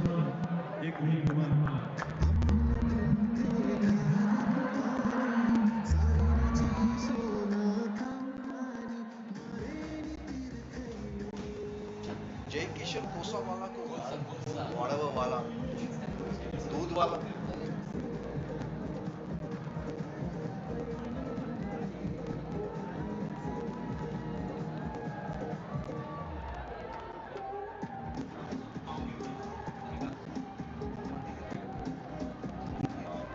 Yeah, to all the coolest fans out there, Mighty AC will reward one of the most energetic fans with a brand new AC as the coolest fan of the day, and there are so many to choose from. Some are cool, some are vibrant, some are energetic. Well, take your pick. They're just adding to all the energy in the middle. Great start here for the Avengers. They've got runs with the bat. They've got an early wicket. Akash Chand making a comeback into the playing 11. Will get to bowl from the Chobar end. I love the ring to that Chobar end. Well, looking a little tentative right now, but with Jai Kishan Kolsawala out there in the middle, I just cannot understand how you could drop Will Busisto, bring in Jai Kishan Kolsawala. I wonder what the thinking is. Left-hander for an all-rounder, three-dimensional player, a wicket-keeper for the all-rounder. Just doesn't fit in, Mikhail, to me. Yeah, they began with Arjun Gharti as a wicketkeeper, then they went to Deepak Dumre, and now they've moved to Jaikishan Kolsawala at the expense of a Will Basisto. I'm sure the team management has their plans in place, but remember they've lost 3 on the bounce. Well, Will Basisto, the kind of fielder that he is, the kind of bowler that he is, and the kind of batsman that he is, he'll always be in my playing 11 for sure. Because he lends so much flexibility to the captain. I'm just very, very surprised that they've made that choice. Yeah, time to head across to the sidelines. We believe Jess Crow has someone alongside. Whom do you have with you, Jess? I'm joined here by Rajiv Kapoor, the CEO of the Avengers. Rajiv, sorry, an excellent start for the team tonight. How have you found it? Come again, please. How have you found the team performance tonight? Well, it's been a roller coaster, because we started with a certain strategy. Unfortunately, even before the tournament started, we lost one of our test players, Chamindu. He broke his finger at the nets just 2 days before the tournament would start. And then during the tournament, we lost Dan. So it was kind of a seesaw thing. We had to quickly get together, scramble, get players, and go back to the drawing board, revisit the strategy, look at the team balance. But I'm happy today it's all coming together. It's been quite a journey, I would say. A lot of sleepless nights, a lot of going to the drawing boards, a lot of strategizing with the coach, with others, and given the love that we have in the social media, there was a fair amount of input from the fans as well, saying, you should get this, and then you should get this player. So all in all, I think it's a very exciting journey, I would say, despite all the setbacks that we have had. Excellent. And touching on those players then, how nice has it been for you personally to be able to give these young local players the opportunity to, perform on the big stage? Oh, that's what NPL is all about. And even when we went in for the mini auction this time, we were very clear that we wanted to get more players, upcoming players, from the province that Pokhara is, which is the Gandagi province. And therefore, we got good players from Gandagi province also. After that, the point was, to make them ready for the bigger scale, and then, look at their fitness, look at their fielding levels, look at their skill levels, and because there's quite a distance between where they were and this stage to rub shoulders with some of the best in the business. So it was quite a hard work, I would say, with the coach, with the CNC coaches, with the fitness experts. So we had 2 camps, one in Pokhara, one in Gurugram near Delhi. So which gave the team, the idea to gel together, to work together, to get to know each other, and then the coach and the support staff worked very well. They worked very hard, tell them about the various angles in the fields, and educate them about the process, because this is raw talent. Some of them are absolutely amazing cricketers. What they need is polish. What they also need is to know how to perform in certain situations, like the stress situations. You cannot overnight prepare them. That's something which grows organically. So, but I'm happy, that the players have been able to pull together. We have had such setbacks, which is true. Okay, in a game of cricket, there's only one winner. But I'm happy, the way the boys have shown resilience. They come back, they say it doesn't matter. They will go perform in the next match. So it's been pretty satisfying in the sense. But there clearly is a long way to go. Of course, excellent. Well, best of luck to you in the Avengers. Thank you so much. Thank you very much. Thank Let's you. head back to comms. Thank you, Jess. Great man, Rajiv Kapoor. Had a couple of chats with him in the hotel some days back. Yeah, he's so full of energy and positivity as well. 47 for 1 after 5. And they just seem to be receiving some medical treatment over there. His Jaikishan Kolsawala, if I'm not wrong. He's just walked out and he seems to be in some pain.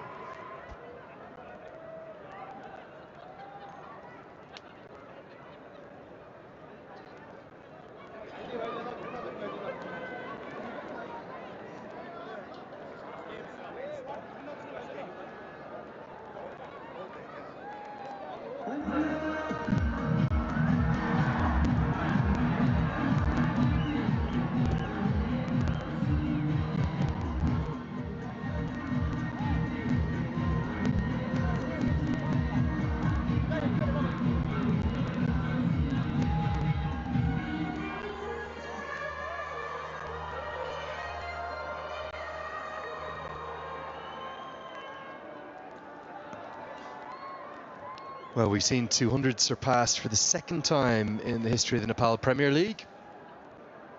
If Mark Watt keeps blazing away, who knows, we might have a third this evening. And the Yaks are going to need to hunt down what would be the highest total ever chased in the Nepal Premier League to harbour any real hopes of still qualifying for the top four. Good strike from Mark Watt, goes all the way, brings the 50 up. I'll tell you something, the Scotsman, he's been impressive with the bat this season, and he's got the bit between his teeth already into the 30s. We might see a new role for Mark Watt when he returns to his homeland, because you're right. Jeez, he hits it clean over mid-on, mid-wicket. Those are his areas. You do feel as though he's the one man that can get them close. I'd add one man to that, Gulshan Jah. And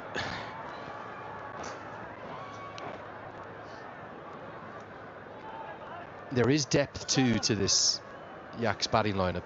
Certainly on paper, Pau and Saraf, who's warming up there.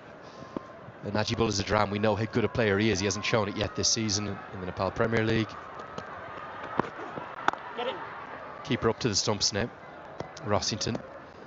But the big question for me is the X factor of Gulshan Jah, and when do they use him?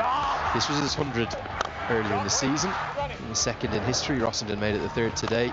Came in quick time too. Such quick time that it surprised us all. That was a splendid 100. Splendid 100. And I don't think anyone enjoyed it more than Mark Watt himself. It's right into the slot. There's a hint of swagger in the way in which Mark Watt held the pose there. Yes, it's a long half volley. Yes, it's there to be put away, but put away with real aplomb, real quality. Max O'Dowd loves it. This is a good shot, you know, because the ball's just swinging into leg stump, and he just adjusts his bat face at point of contact to get it through mid-off. I hope he doesn't mind me saying this. Paris Kadka was up with us, just having a chat to myself, yourself. Stewie Law's in the house too. Oh, that's massive. Mark Watt on fire. That's up into the owner's box. The chase is on here. And even a bit of admiration of his own work from the Scotsman.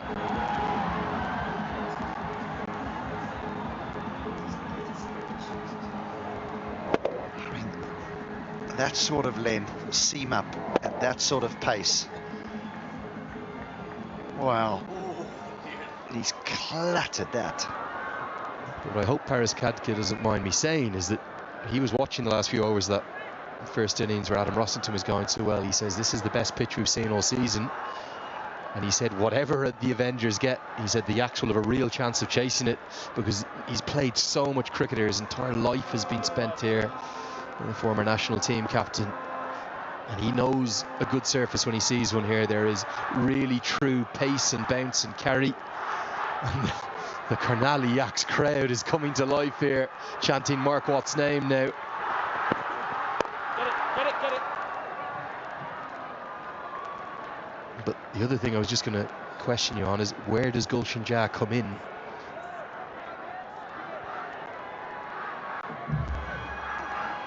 It is a good question. No, I think if Watt gets out, I'd send Gulshan Jah in. If it's Kolsawala who gets out, I'd probably send in Pawan. I think it's dangerous to have two power hitters at the crease. When I say dangerous, you have two power hitters at the crease together.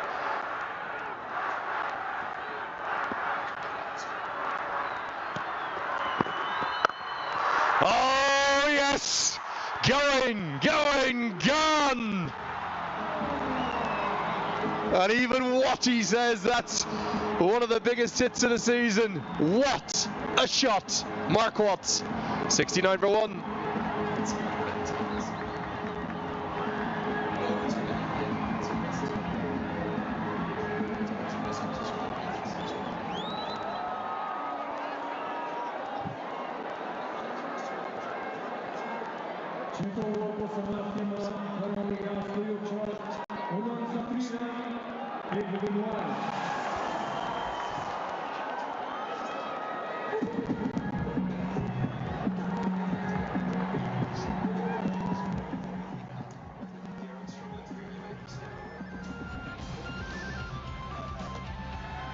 "22 runs from the 6th over. It's always such an important one. And right now, the Yaks are ahead of the required run rate.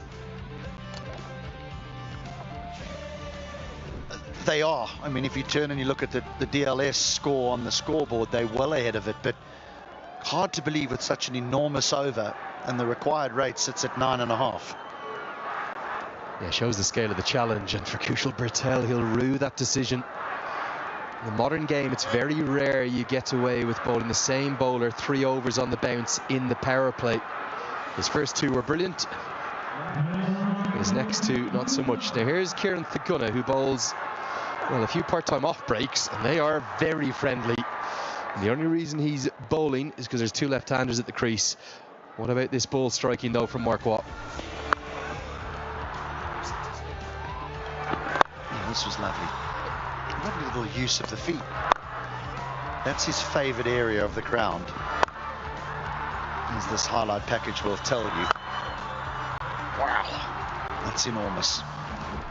Big bit of news in Scottish cricket yesterday as well, because after the departure of Doug Watson, the former head coach of Scotland, we've got a new head coach, relatively unheralded, Owen Dawkins. Never been a full-time head coach. He's worked as the Gloucestershire Academy coach. He'll get assistance from the former Scotland captain Gordon Drummond. And I've no doubt they're watching on as Mark Watt goes to 50 and wondering, will Scotland's all-rounder be up the order when he's got the tartan blue rather than the light blue of Karnali on? He's played very well, and it's his second 50-plus score of the season. What he is proving is that 100 wasn't just a one-off. I think Max O'Dowd is unhappy he hasn't gone with a pre-rehearsed celebration of some kind there. Oh, an edge. That could have gone anywhere. Outfield quick. Well, not quick enough because Akash Chand is rapid. We saw Kolsawala getting some treatment. I'm not altogether too sure as to how much cricket he is playing at the moment. He is something of an OG, an original great of cricket in Nepal. He's been up here, I think, at least half a dozen times now. And he needs to get on with it. 5 off 7.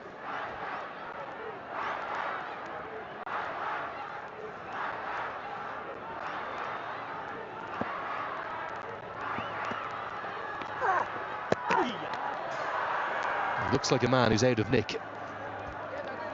So important that he finds a way to get Watt on strike.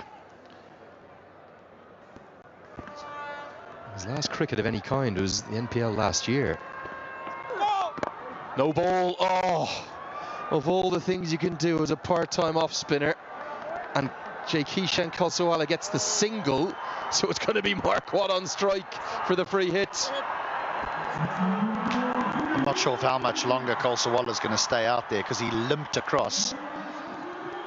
Oh wow. Kolsawala limped across to the non-strikers then, shaking his head. Would love to know what Mark Watt is asking here. Is he wondering whether or not... Surely he knows the field can change. Different batter on strike. Well, whatever the case, Watt can do with this as he pleases. I suspect he's going to run down the ground and try pump him all the way for 6. Exactly what he does, but he drags it square. And because Kolsawala can't run, they only take the single. It's the Mark Watt show here, 76 for 1.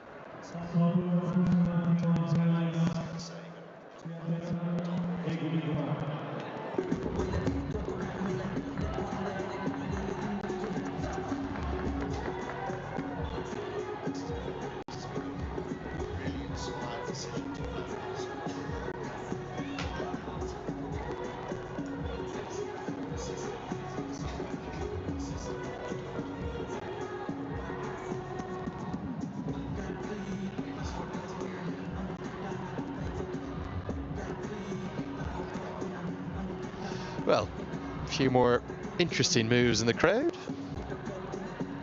Glad to see they're loving every second, though. Been great, hasn't it? Just 2 years into this franchise league, as to the pickup in terms of the fanaticism around each of the 8 franchise sides, the replica jerseys, seeing them all over the city.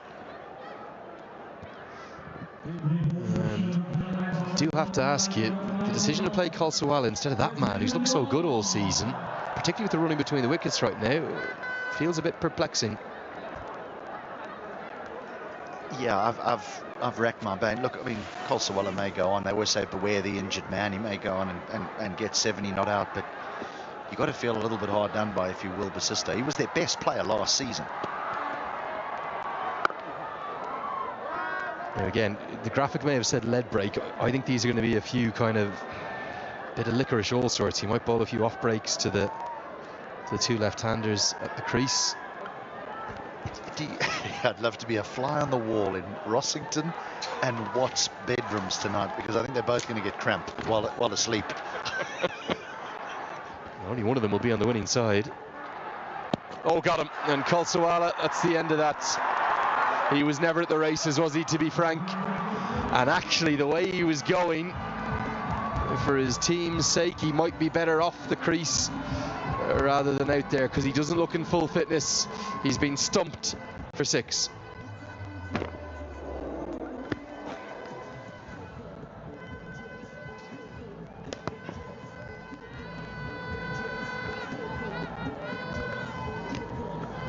Not a replay he's going to want to see.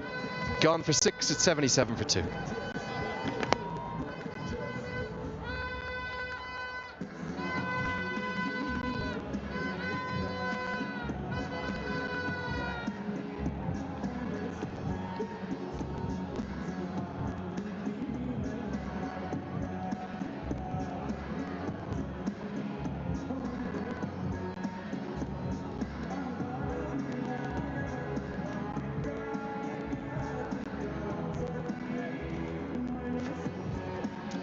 Well, not an innings for Kolsawala to remember. 6 off 10. It will bring Paran Saraf to the crease, so they'll have the right-hand, left-hand combination.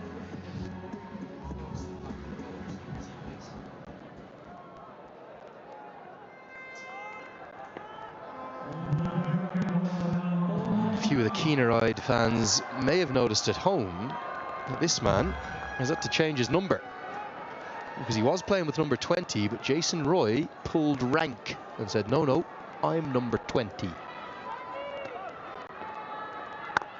So Sandeep KC, who had number 20, and what he's been wearing his whole career in domestic cricket here, was trumped, or champed, if you will, by Jason Roy, who said, no, 20 for me, you'll have to change.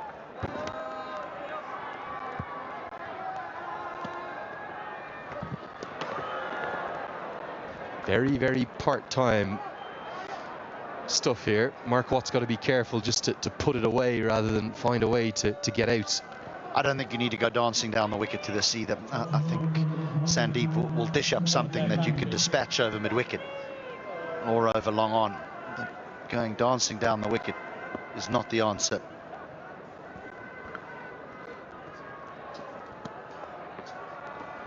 Better. It's pretty telegraphed, this from Kolsawala. He comes early. It's just a seam-up delivery. He misses it by 4 feet 5 inches, and Rossington does the rest. Don't remember seeing a batter coming down the track. Sometimes when they misread what the delivery is, in terms of they haven't picked the googly, they can miss it by a long way. They can be made look a fool. But it never looked anything but a straight up delivery. It didn't swing, it didn't seam, it didn't spin, and he's missed it by a long way.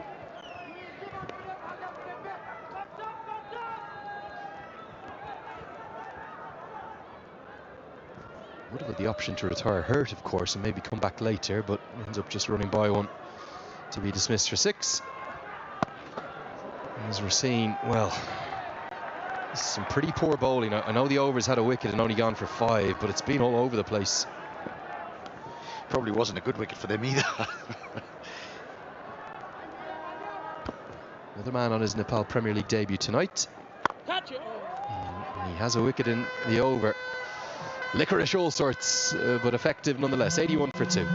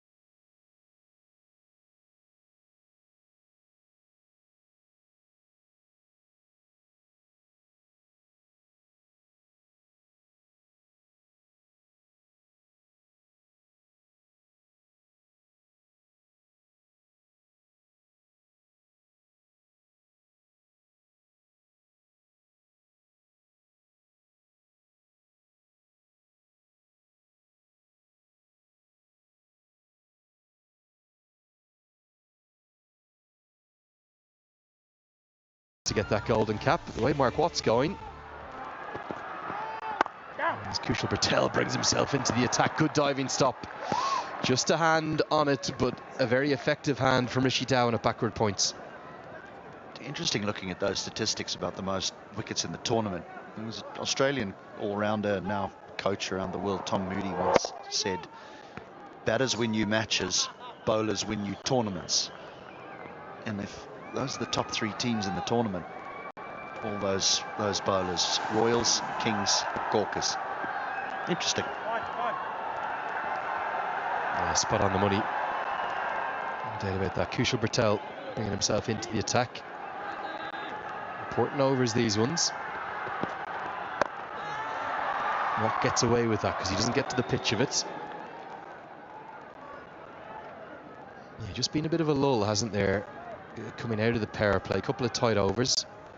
And such an important period of the game, because Watt sort of just lost the strike there for a while, didn't he, while Kulsawala was nursing some cramp or torn hamstring.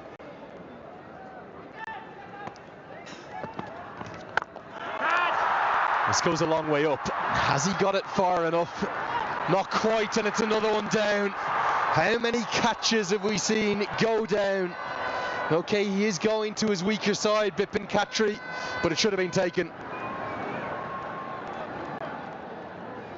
An area of improvement across the board. Yes, it's gone a long way up, but you've had all the time in the world to get yourself in a good position. We're just seeing this too much, aren't we? We've seen some cracking catches, some unbelievable catches, but too many of those are going down. I'd also say, from a strategic angle, you've got to get your best fielders at long off and long on to Bertel. As he attempts the switch it, the reverse sweep, doesn't get it.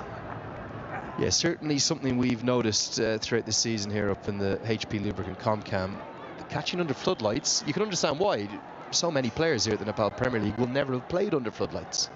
National team players will have. Catch it, catch it. Put down again. I'm not sure if he even got a hand on it. It's going to race to the rope for 4, and Bertel is cursing his luck. Sagar Dakal, who's nursing a right hand injury, mistimed his jump, and I think this is another chance gone a begging. And I think this is a situation where he just doesn't think the ball can get to him.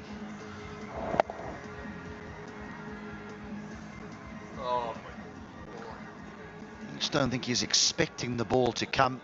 You've got to time your jump perfectly there, though, to take that catch.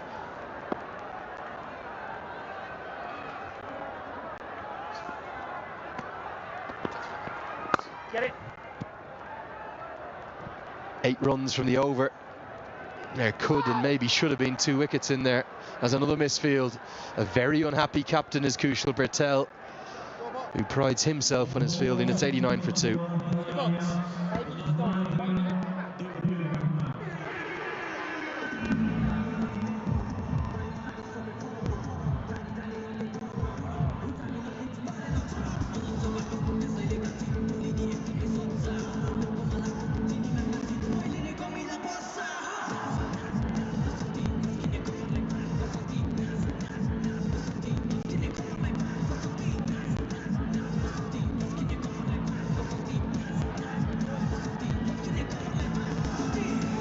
Incredible atmosphere this evening. Not quite capacity, probably about 2/3 full.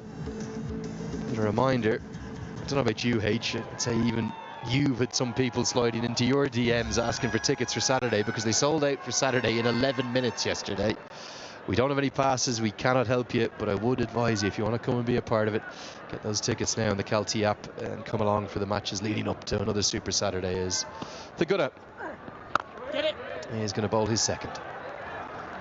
It's been such an education for me since coming here. I've learnt about what sliding into DMs means.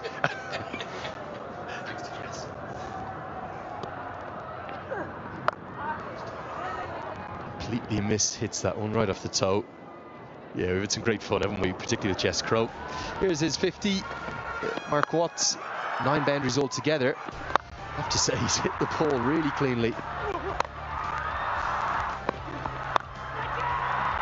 The leg side might be his favourite side, but he's certainly shown that he can hit it on both sides of the ground.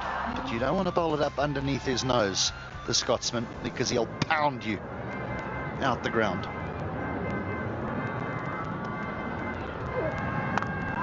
Off the toe end and will race away. Flies to the rope. Sagar Dakal, well, he's being worked over every which way. 4 more to the total.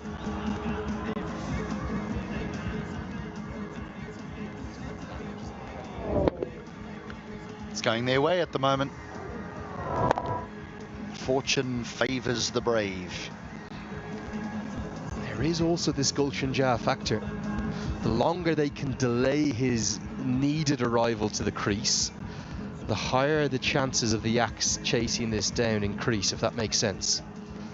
So let's say they're going to need 12 and over off the last 5, and then they lose the 3rd wicket and Gulshan Jah's got to come to the crease. I think Jah would quite fancy that. Or full toss and really misses out as Jason Roy. He's had an interesting first appearance, hasn't he, in the Nepal Premier League, and he looks none too pleased out there at long off right now. 7 bowlers used again. There's a lot of bowlers being used by each side. And still no Sagar Dakal. He's a national team player. They don't want to bowl the left arm spinner to Mark Watt, I don't think. Fielder there, taken, much more like it. And a drop of the ball in celebration. Tripraj Das does the business and Thagunna's pumped up.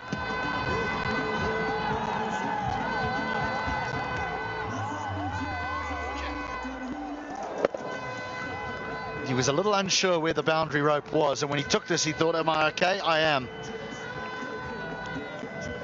He's got 2 for. Oh, Cristiano. Danger man, Mark Watt.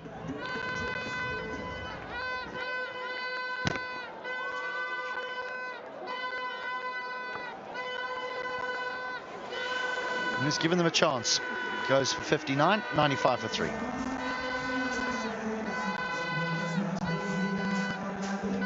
And with that, the umpires will take the expert strategic timeout. The score, the Yaks, 95 for 3.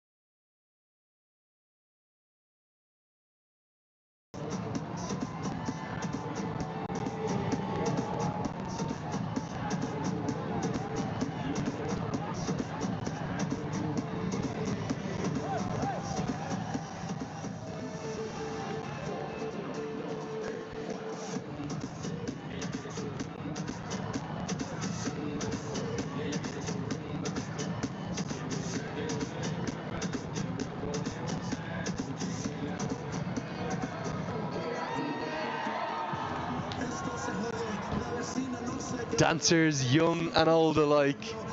They have the rhythm here in Nepal, Faz. Well, they certainly have the rhythm, they have the timing, they have the grace, they have the elegance.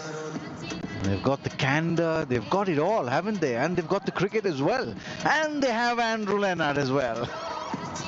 Stop now, Fazal, please. I can tell you something, it is contagious though. It really is. Okay, the end of our expert education strategic timeout. Game somewhat hangs in the balance. Obviously the runs on the board will always fancy their chances of defending them. Here's the 3 wickets to have fallen. The first one, Priyank Panchal. This was a big moment. Good catch from Kushal Patel, who's such a good fielder. Second one, well, don't know what to say about this. Well, the shot was not as shocking to me personally as a selection ahead of someone like a Will Busisto. I mean, I just cannot get it past me how someone with 3 dimensions in the game can be asked to bench. I'm really surprised. 10 done, 95 for 3.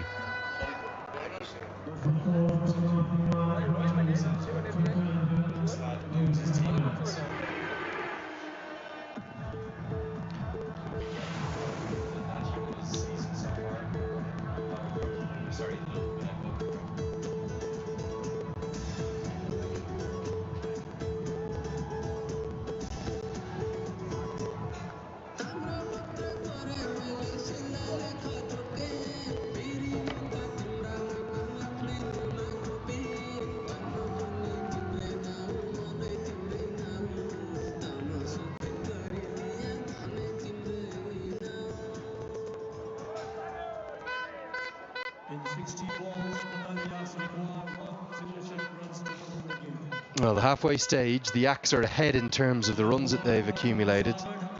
Ahead of the Avengers, that is. But the problem is they've lost 2 more wickets. As Sagar Dakal, because the right-handers at the crease finally, is called upon. Won't believe this, it's the 8th bowler to be used already. As Najibullah Zadran, who's known to take on left-arm spin, might just be shy of confidence. Can he hit his way into form in the same way in which Anil Shah did in our first game of the day? Got a great career record, but he just struggled for runs here so far in Nepal.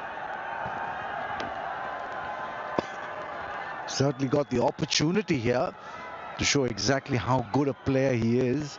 Zadran. Catch it! Really pinged off the bat, yeah, it'll really sting Burtel, the fielder.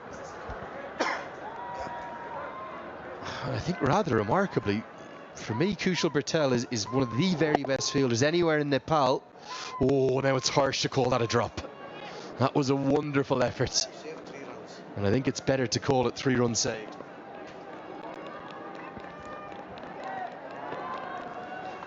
Get it! I don't think many of the fielders actually, I suspect none of the 11 out there apart from Bertel even get to this. Anyone else apart from Burtel there, that would have been 4 runs. He just stopped it. It is definitely a chance. It'll go down as a chance, but I think it's right to say he saved 3 runs. 104.57 now. Incredible, 8 bowlers used in 11 overs. Get it, get it! Easy, easy, easy, easy, easy. Now, this season, Zadran, albeit on some difficult pitches at points, has not shown his quality. Couple of not outs in there, but no real scores of note just yet. Najibullah Zadran is a much better player than those stats suggest. Perhaps just not getting the spot in the batting order where he'd be comfortable. And this is a format where you come in there and just play to what your team requires rather than where you could tell the skipper or the coach, this is where I'd like to bat.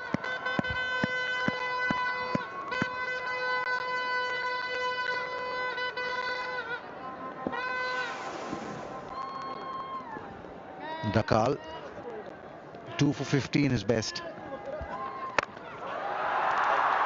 Helped into the leg side and may well have been helped all the way. Didn't come off the middle of the bat and it was dragged a little bit by Pawan Saraf. But the 100 comes up in some style and the Yaks staying in the hunt. 105 for 3. Well, the good part here was that he gave himself some room.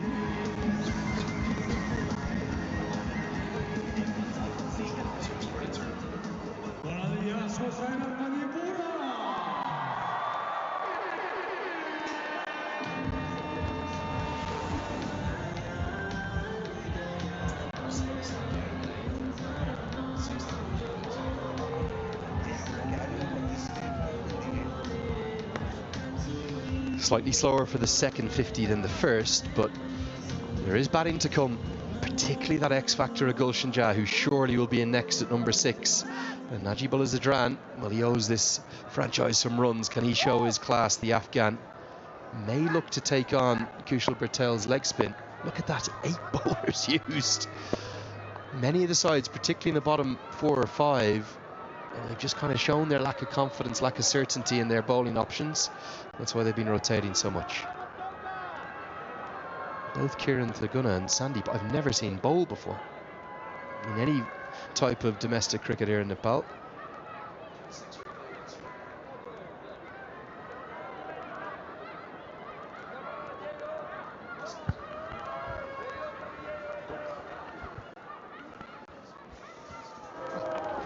Just clearing his front foot a little bit and then getting the space to free his arms. Back live now, just a single for Najibullah Zadran. But I don't know about you, Andrew, but I'm a big believer in this in-between phase between 7 to 15. You need to really play it smart. The Avengers had 94 and they didn't lose a wicket in that phase, and the Yaks have just scored 37 and they've lost 2 wickets. So this is the phase that can make or break the game. Yeah, and if you look at the power play, the Yaks were 25 runs ahead with the same loss of wickets. So it was the brilliance of that Jason Roy and Adam Rossington partnership that was so impressive for the second wickets, that made these middle overs, if the Avengers go on to win the game, what will be the difference between the two sides. Well, there is still hope for the Yaks. They're hanging around in the chase. The required run rate, though, is rising. Every dot ball, every delivery, every over without a boundary, big help to the men in green. Required run rate over 11 right now.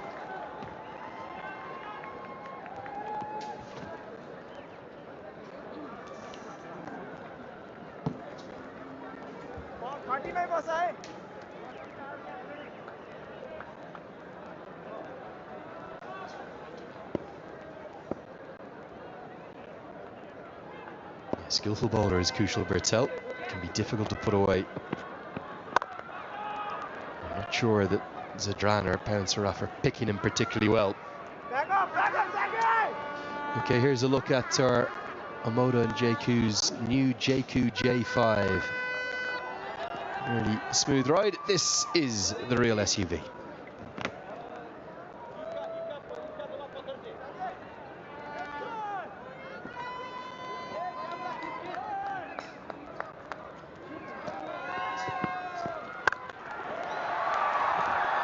Hit away into the offside. Oh, fantastic work. Akash Chan does nothing but give you 100% effort in everything that he does. 2 crucial runs saved for the team. Well, certainly saved 2 crucial runs, but I don't like the place that he's fielding at. He's fielding for the ball that's pitched short. There it is. But this was hit over extra cover. Really good shot. I think I'd like to see the fielder a little straighter.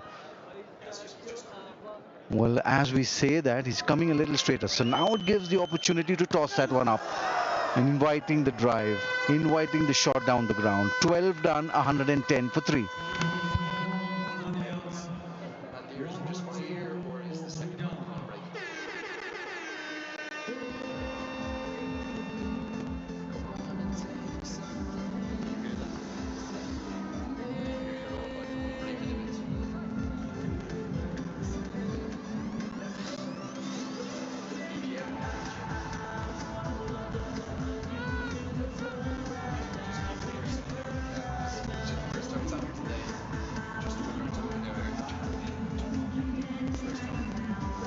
Well, we are live from the TU International Cricket Ground here in Kirtipur, just outside the capital city of Kathmandu, in the suburbs of it. And as the winter gets a bit more wintry and a bit chillier into December now for the first time in the season, the fans are wrapped up, but they're loving every second of the hot action on the field, as it's almost honours eve. And the problem for the Yaks, just falling behind that required rate a little bit. It's up to 11.5. In a chase like this, Fazal, you can't really afford even 1 or 2 poor overs. Well, 1 or 2 poor overs would mean the required rate would go into the 13s. And then if you lose a wicket or so, then you're completely playing catch up from there. So it's a double-edged sword for these two guys out there in the middle. They have to score the runs and keep wickets intact. Yeah, Rishi Dhawan back into the attack. You'll be better placed to tell me more about this man. Played an awful lot of IPL cricket, will be very well known down, particularly in our live Star Sports coverage there in India. I guess he's done very well for himself, especially at the T20 level. He's done well in the Ranji Trophy as well, first class level. He's played for the country, he plays for Himachal Pradesh. He's done really well in the opportunities that he's got. 136th match, 118 wickets, best of 6 for 23. He does play in Himachal where the wickets do suit seam bowling. So I'm not surprised that he's got the 6 for 23. I'm not sure he's got it in Himachal, but just guessing that he probably has got those wickets at Lali in Himachal.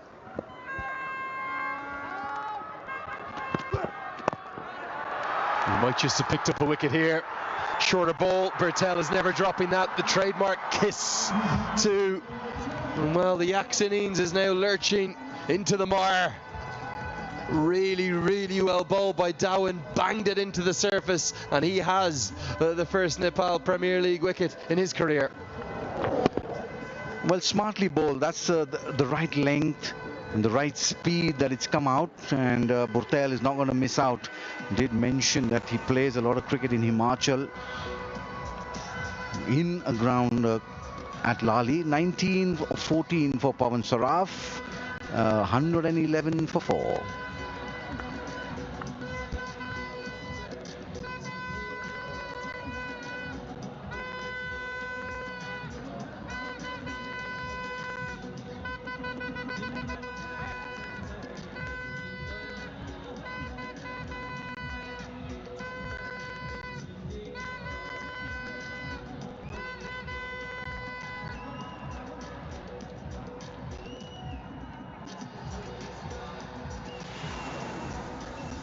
Now, the right call in my opinion.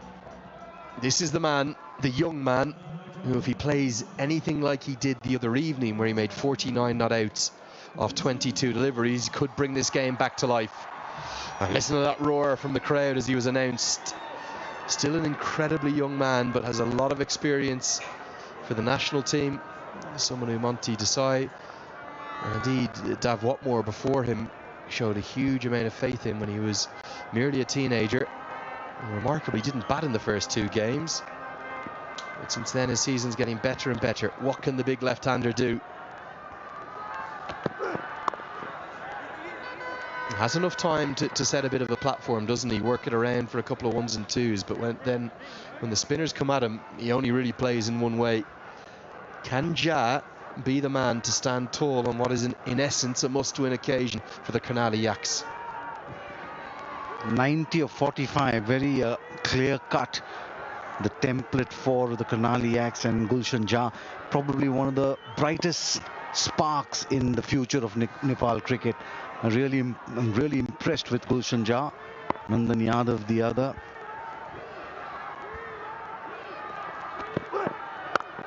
Slower ball, hit up and over the offside intentionally, and we'll get a skid across the outfield with a bit of dew and get Zadran a boundary. That's exactly where Pawan Saraf should have hit his, over the offside rather than trying to pull across it.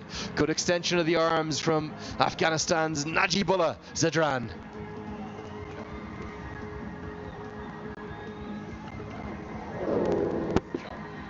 Just the bottom hand coming off the handle there, hence not getting the distance that he desired. Well, just a little frustration by the fielder there.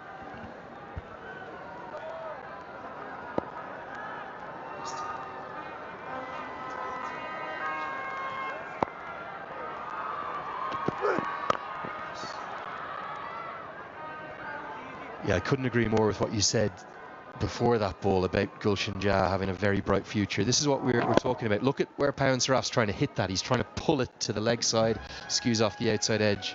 If he went up and over extra cover there, might have got it to the rope.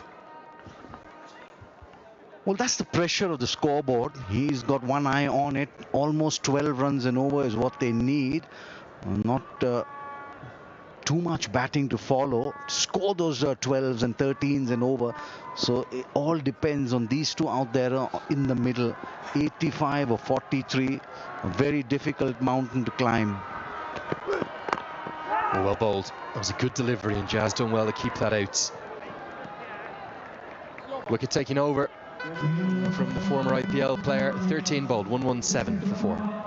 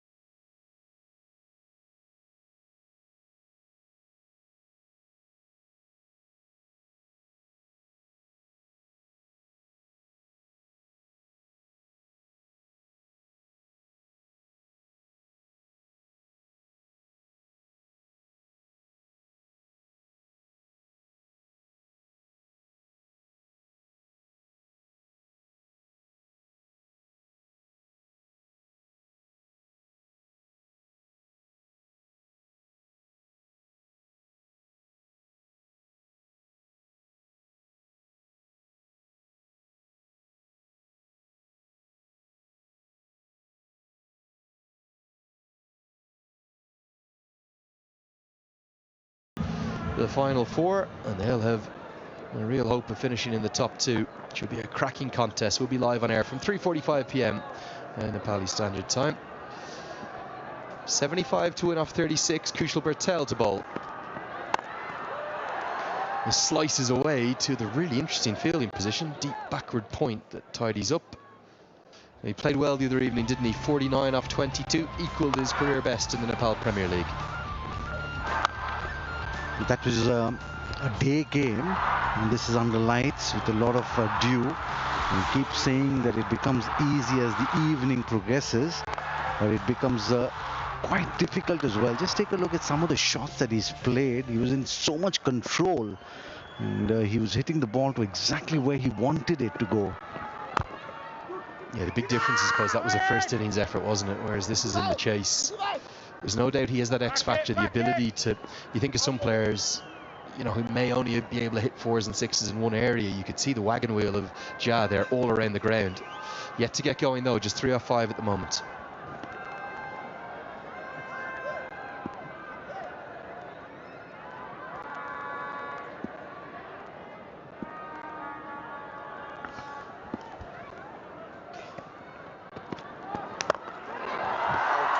Fielder at long off, stumbles! He's lost his footing as Rishi Dhawan, and instead of it being the 5th wicket, it's a maximum. Well, I expected a little more professionalism from Rishi Dhawan. He was talking to these two gentlemen on your screen when the ball was hit in his direction. That's why he was caught like a deer in headlights. If we get a replay of that, there, he just was he had turned around talking to those two fielders there, and then he turned around and realized the ball was coming to him. You don't expect that from a professional like Rishi Dhawan. They need to give him the water and move away from there. It's Dinesh Karel running the drinks there.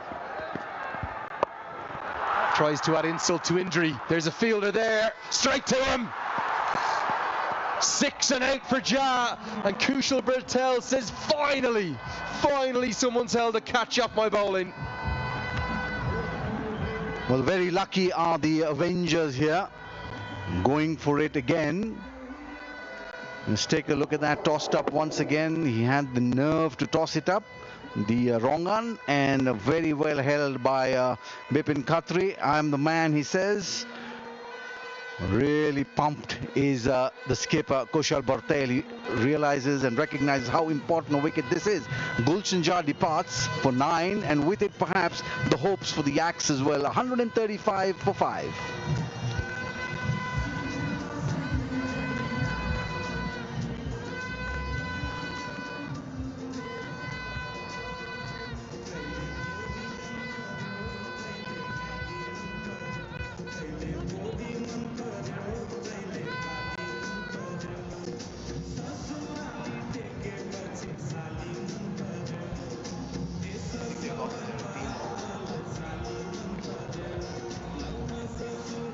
Just well, the biggest wicket that there is in the Yaks 11 for me. Gulshan Jah caught in the deep by Bipin Khatri. For 9 will bring Sampal Kami to the crease. Very, very capable. But is he able to score at the kind of strike rate that his side need? He's a special man, a charismatic cricketer, a talented cricketer in all 3 disciplines is Sampal Kami. Can he stand up when his side need him the most?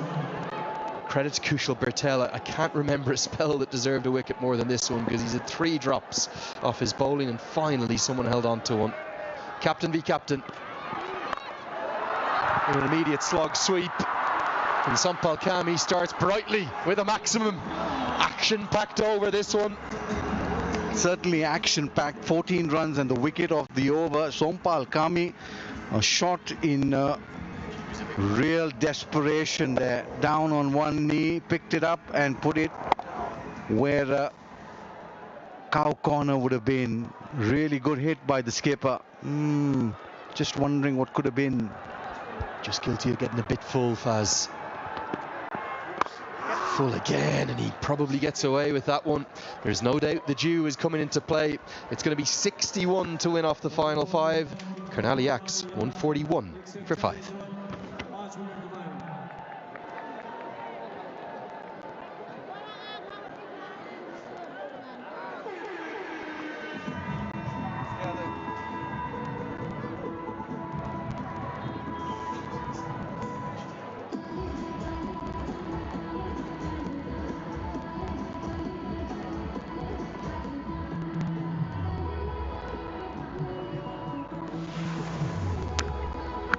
Yeah, the chase is a steep one. It's a big ask. The demand is high.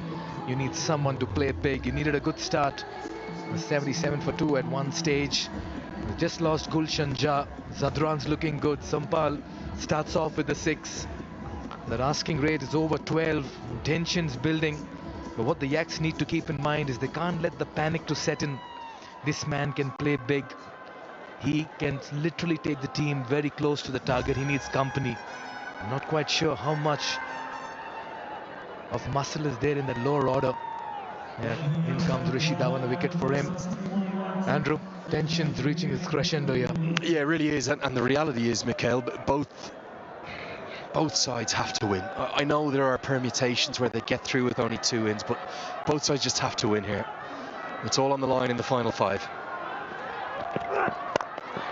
Goes hard, goes down the ground. He struck it really well, and he starts off well over number 16 with a 4.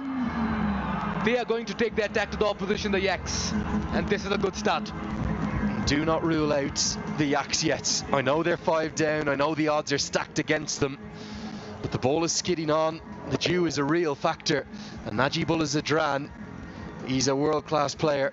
Yes, he's not been at his best so far in the Nepal Premier League, but you don't play the amount that he has played in ODI and T20I cricket for Afghanistan without being a quality player. And you can see the concern all around for the Avengers, and particularly Adam Rossington is going, guys, we cannot let my first ever white ball 100 go in vain, please. I don't want to get a ton and lose. I want to be on the winning side and celebrate this evening. And it's not the first time he's made that run or sprint to the bowler. He's done that on a couple of occasions before this as well. You can trust Rishi Dhawan to just do something different. He's been in these situations time and again.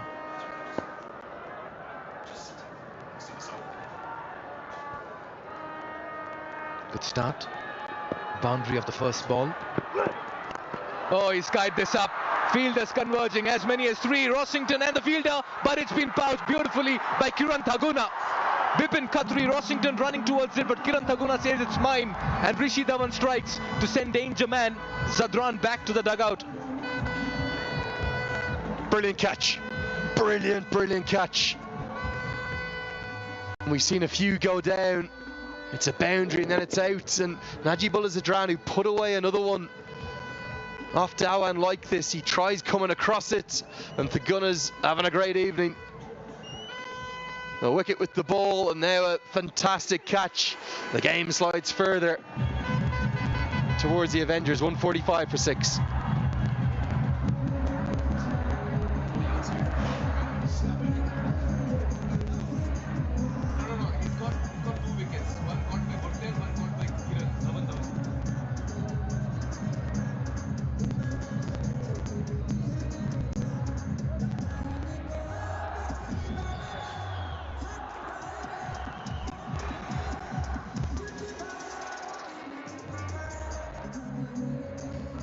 Yeah, they're striking at regular intervals. Sompal Kami in deep discussion there with Dipendra Rawat. Got to really wait and see how much of depth do they have, the Yaks, in the steep chase.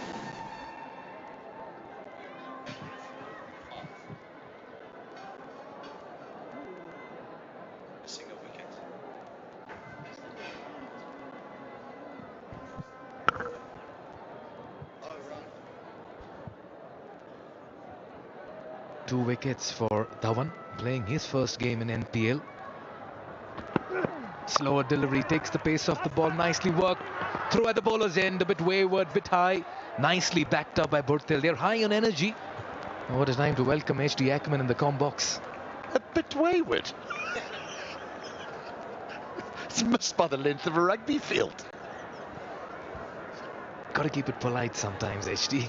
Where did this one go, Mr. Thaguna? I took a good catch, but that was all over the place.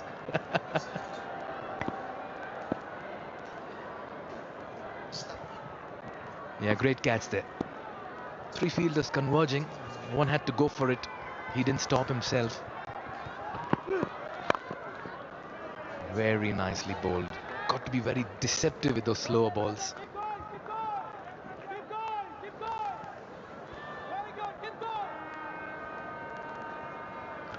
They've mixed and matched their bowlers, haven't they? Well, we did say that the problem when you're chasing 200 is you've got to sustain such a high run rate for a long period of time.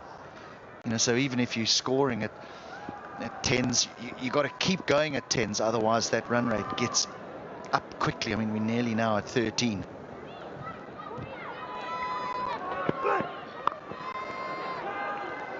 Sompal wants to. A bit of a misfield will allow them to get the second.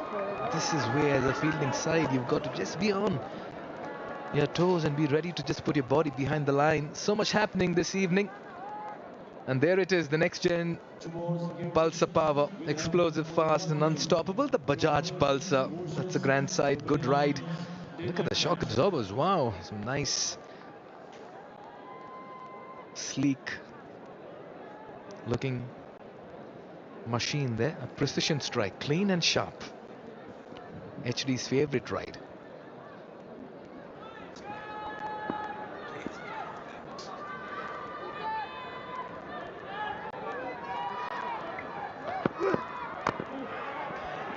Yeah, HD did speak about the deceleration in the game begins with the slower deliveries and as many as 3 to 4 slow balls here by Rishi Dhawan. The 150 comes up, work to do here. 52 needed in 24, it's 150 for 6.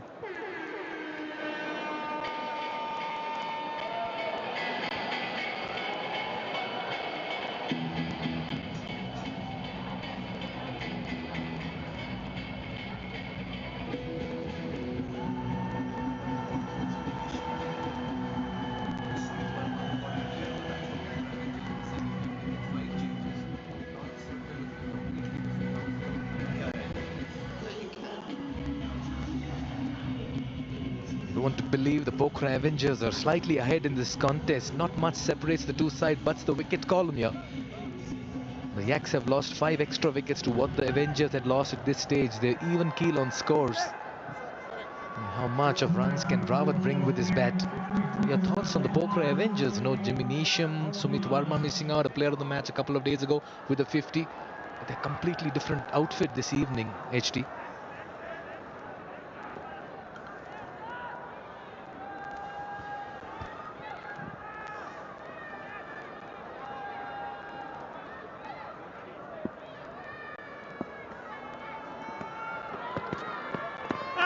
This is close, good shout.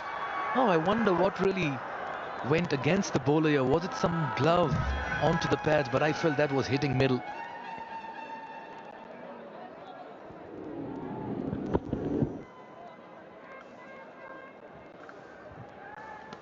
Okay. How was that one? Oh, nicely bowled. They do look a different outfit. I mean, Jimmy Neesham in this side, you'd have him every day of the week. Absolutely, no doubt. I think Jason Roy coming up near the top of the order, it gives them another dimension to go along with obviously Rossington, who's a fixture in the side. And I thought that Lakshan's innings was similar to what you would expect from someone like Jimmy Neesham.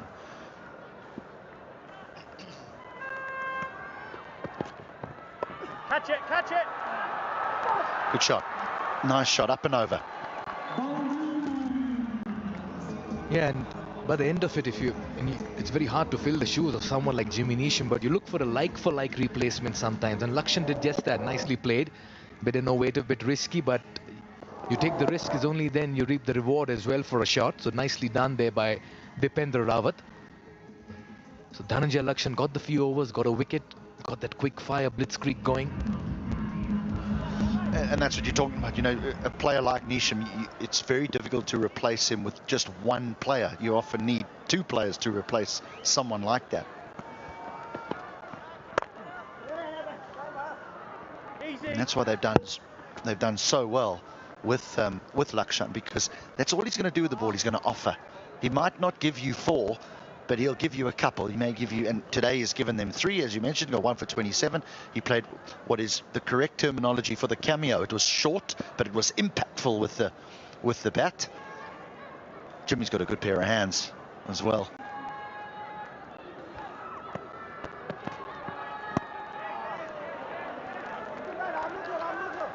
So maybe it's just clicked for them. I do think that there's been a lot of good middle order batting over the course of this tournament, but not a lot of good top order batting. And now we're just starting to see the top orders starting to fire.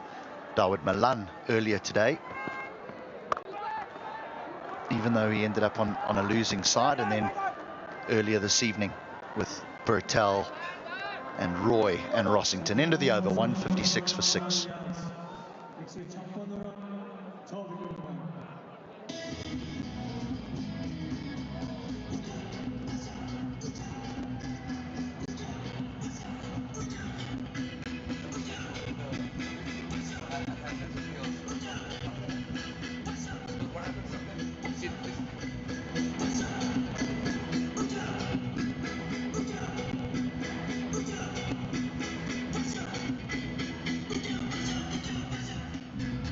A lot will depend on this man. A lot's going through his mind as well. He does not have many partners at the other end. Spare a thought for the Karnali Yaks. They've lost 3 on the bounce, twice defending, twice chasing. Tonight as well, they're playing catch-up. They need 46 in 18. They've only got themselves to blame. They had themselves to blame at the toss of the coin, Mikhail. I'm terribly sorry, but the selection of the 11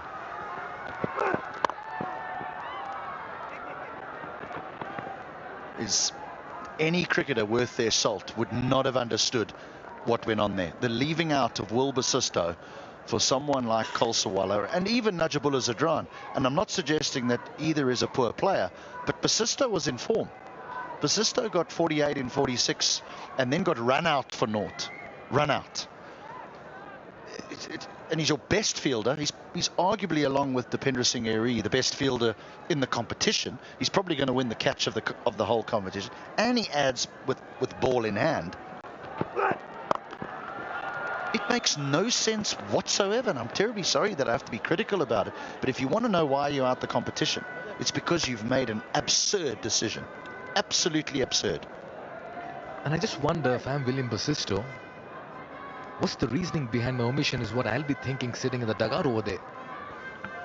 Well, he's not injured, because before play he was running around the field doing fitness. Yeah, it would have been a very interesting discussion that would have had to be held.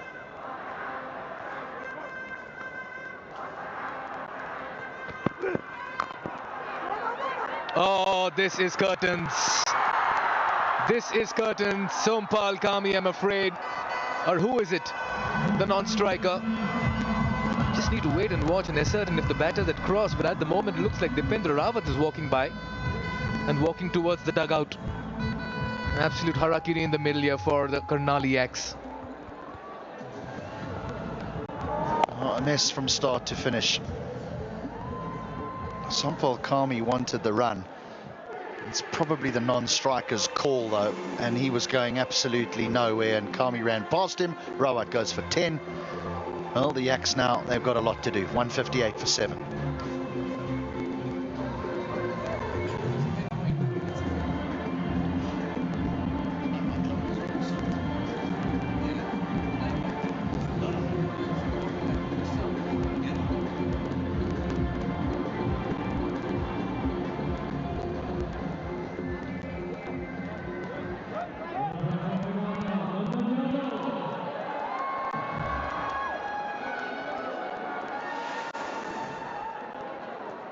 Nandan Yadav would rather have a ball in hand than bat at this stage. He'll get off the mark. Yeah, I come to the point of selecting your playing 11, playing the players at the right time. This selection is not about dropping the person at the right time, but also playing the person at the right time.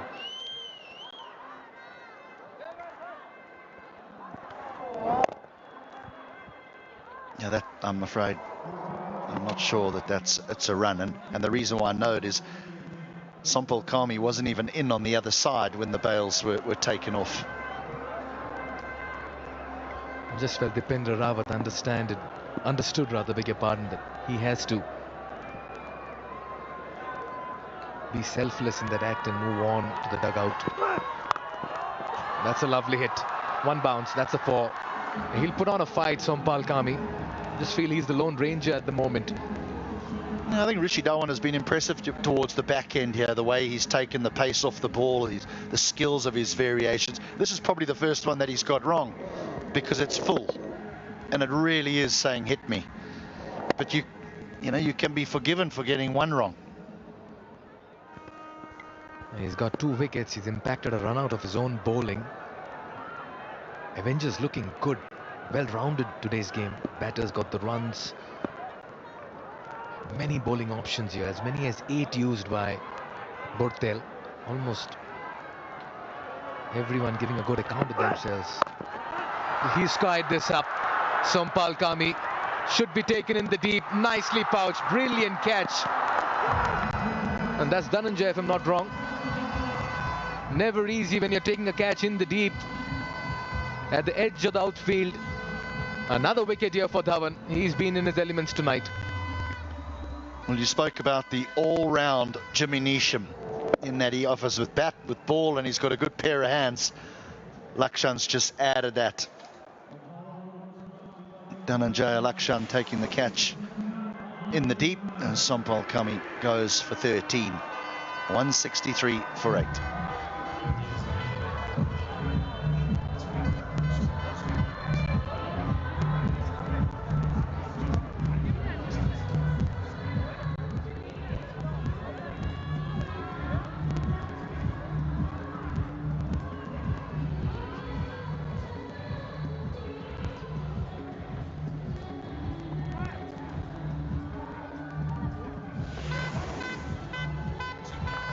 Unish Thakuri comes out, just losing the way their Karnali acts. I just feel it's almost game, set and match here in favour of the Avengers.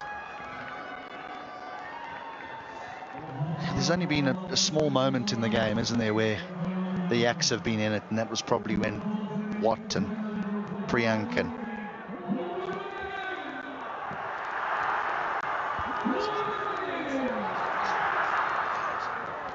Pawan were at the crease. Otherwise, it's really just been pretty plain sailing.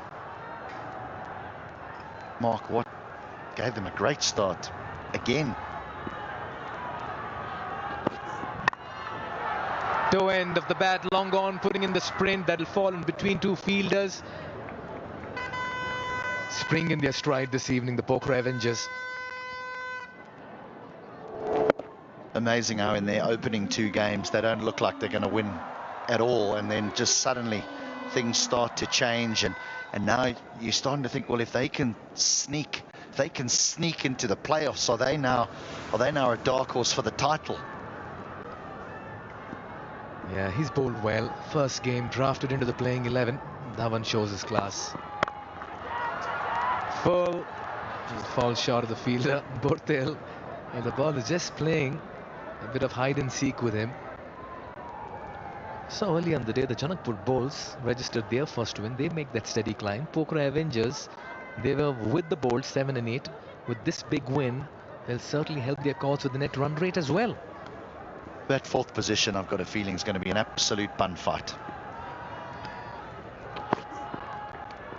It's almost going to be a 4-way battle for the 4th place. Yeah, the Royals are in, aren't they? The Royals they're in the top 4. I know that you'll feel that they might be in the top 2 already, but mathematically that's not the case. But the Royals can take comfort from the fact that they are already in the top 4 with 5 from 5. But look at that. I mean, the Yaks lose here, they're gone. No, they're not. They can still get to 4. They win their last game. Anything can happen here. Absolute classic playing out in that points table. Yeah, the low full toss. Great delivery in this stage of the game. A win is a non-negotiable here for all the teams. Winning big is a bonus. Well, again, we keep talking about the top 4, Mikel, but the top 2 positions are so important, to play in that qualifier, to go straight through to the final, and also to possibly have a second opportunity.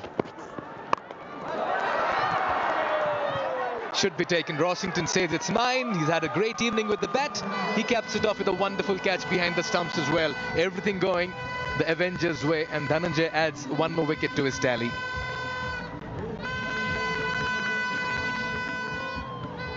Again, a nice bit of cricket, not only from Lakshan but from Rossington.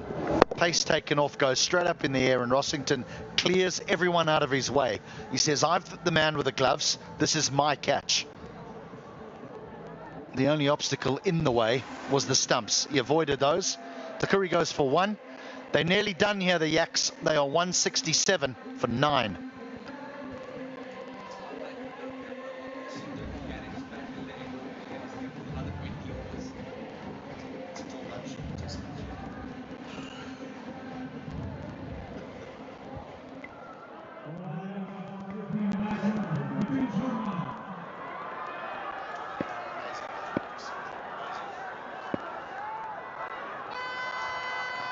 One wicket away from victory.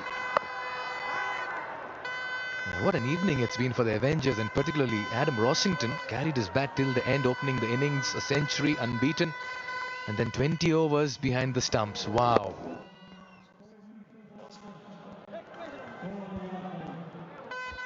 Looks simple, but those balls that go straight up into the night sky are often a little bit tricky. Yeah, you're right. I mean, he's just had the perfect day, hasn't he? 100.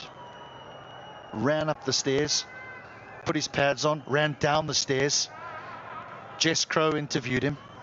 Then he ran onto the field and he's kept wicket for nearly 20 overs. And don't forget the running between the wickets, the twos, the ones that he converted into twos. Almost grazed past that off stump. Muted appeal. Great over. Oh, it's been given. A delayed appeal, a delayed result in that decision. I'll tell you what, they can stand there, but they'll have to walk back. That's because the Avengers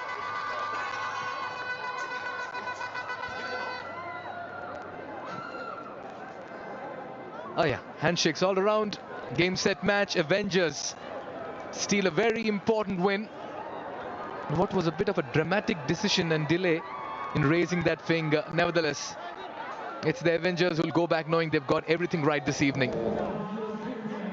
Well, this took so long to give out. If Dipendra Singh Airee was bowling, he would have bowled another 3 balls. There was the first appeal, then the second appeal, and then eventually the third appeal came and it was given out. Everyone's having a little bit of a giggle, because I think in the end the Yaks know that it didn't matter if it was given not out, because they weren't going to get the required 34 to emerge victorious. A poor evening for the Yaks. Not a lot went right for them, but what a brilliant performance by the Avengers, particularly Adam Rossington, who I'm sure will be our player of the match. But Kushal Burtel's back in the runs, and his team will be all smiles because they've got some momentum now. And I'm afraid, courtesy this loss to the Pokhara Avengers, the Yaks' hopes of making it in the top 4 as well are over. It does not look like they will be playing a part in making it into the top 4. They now play for pride. The Yaks may have just lost out in season 2 of the NPL, but full marks to Kushal Burtel and boys.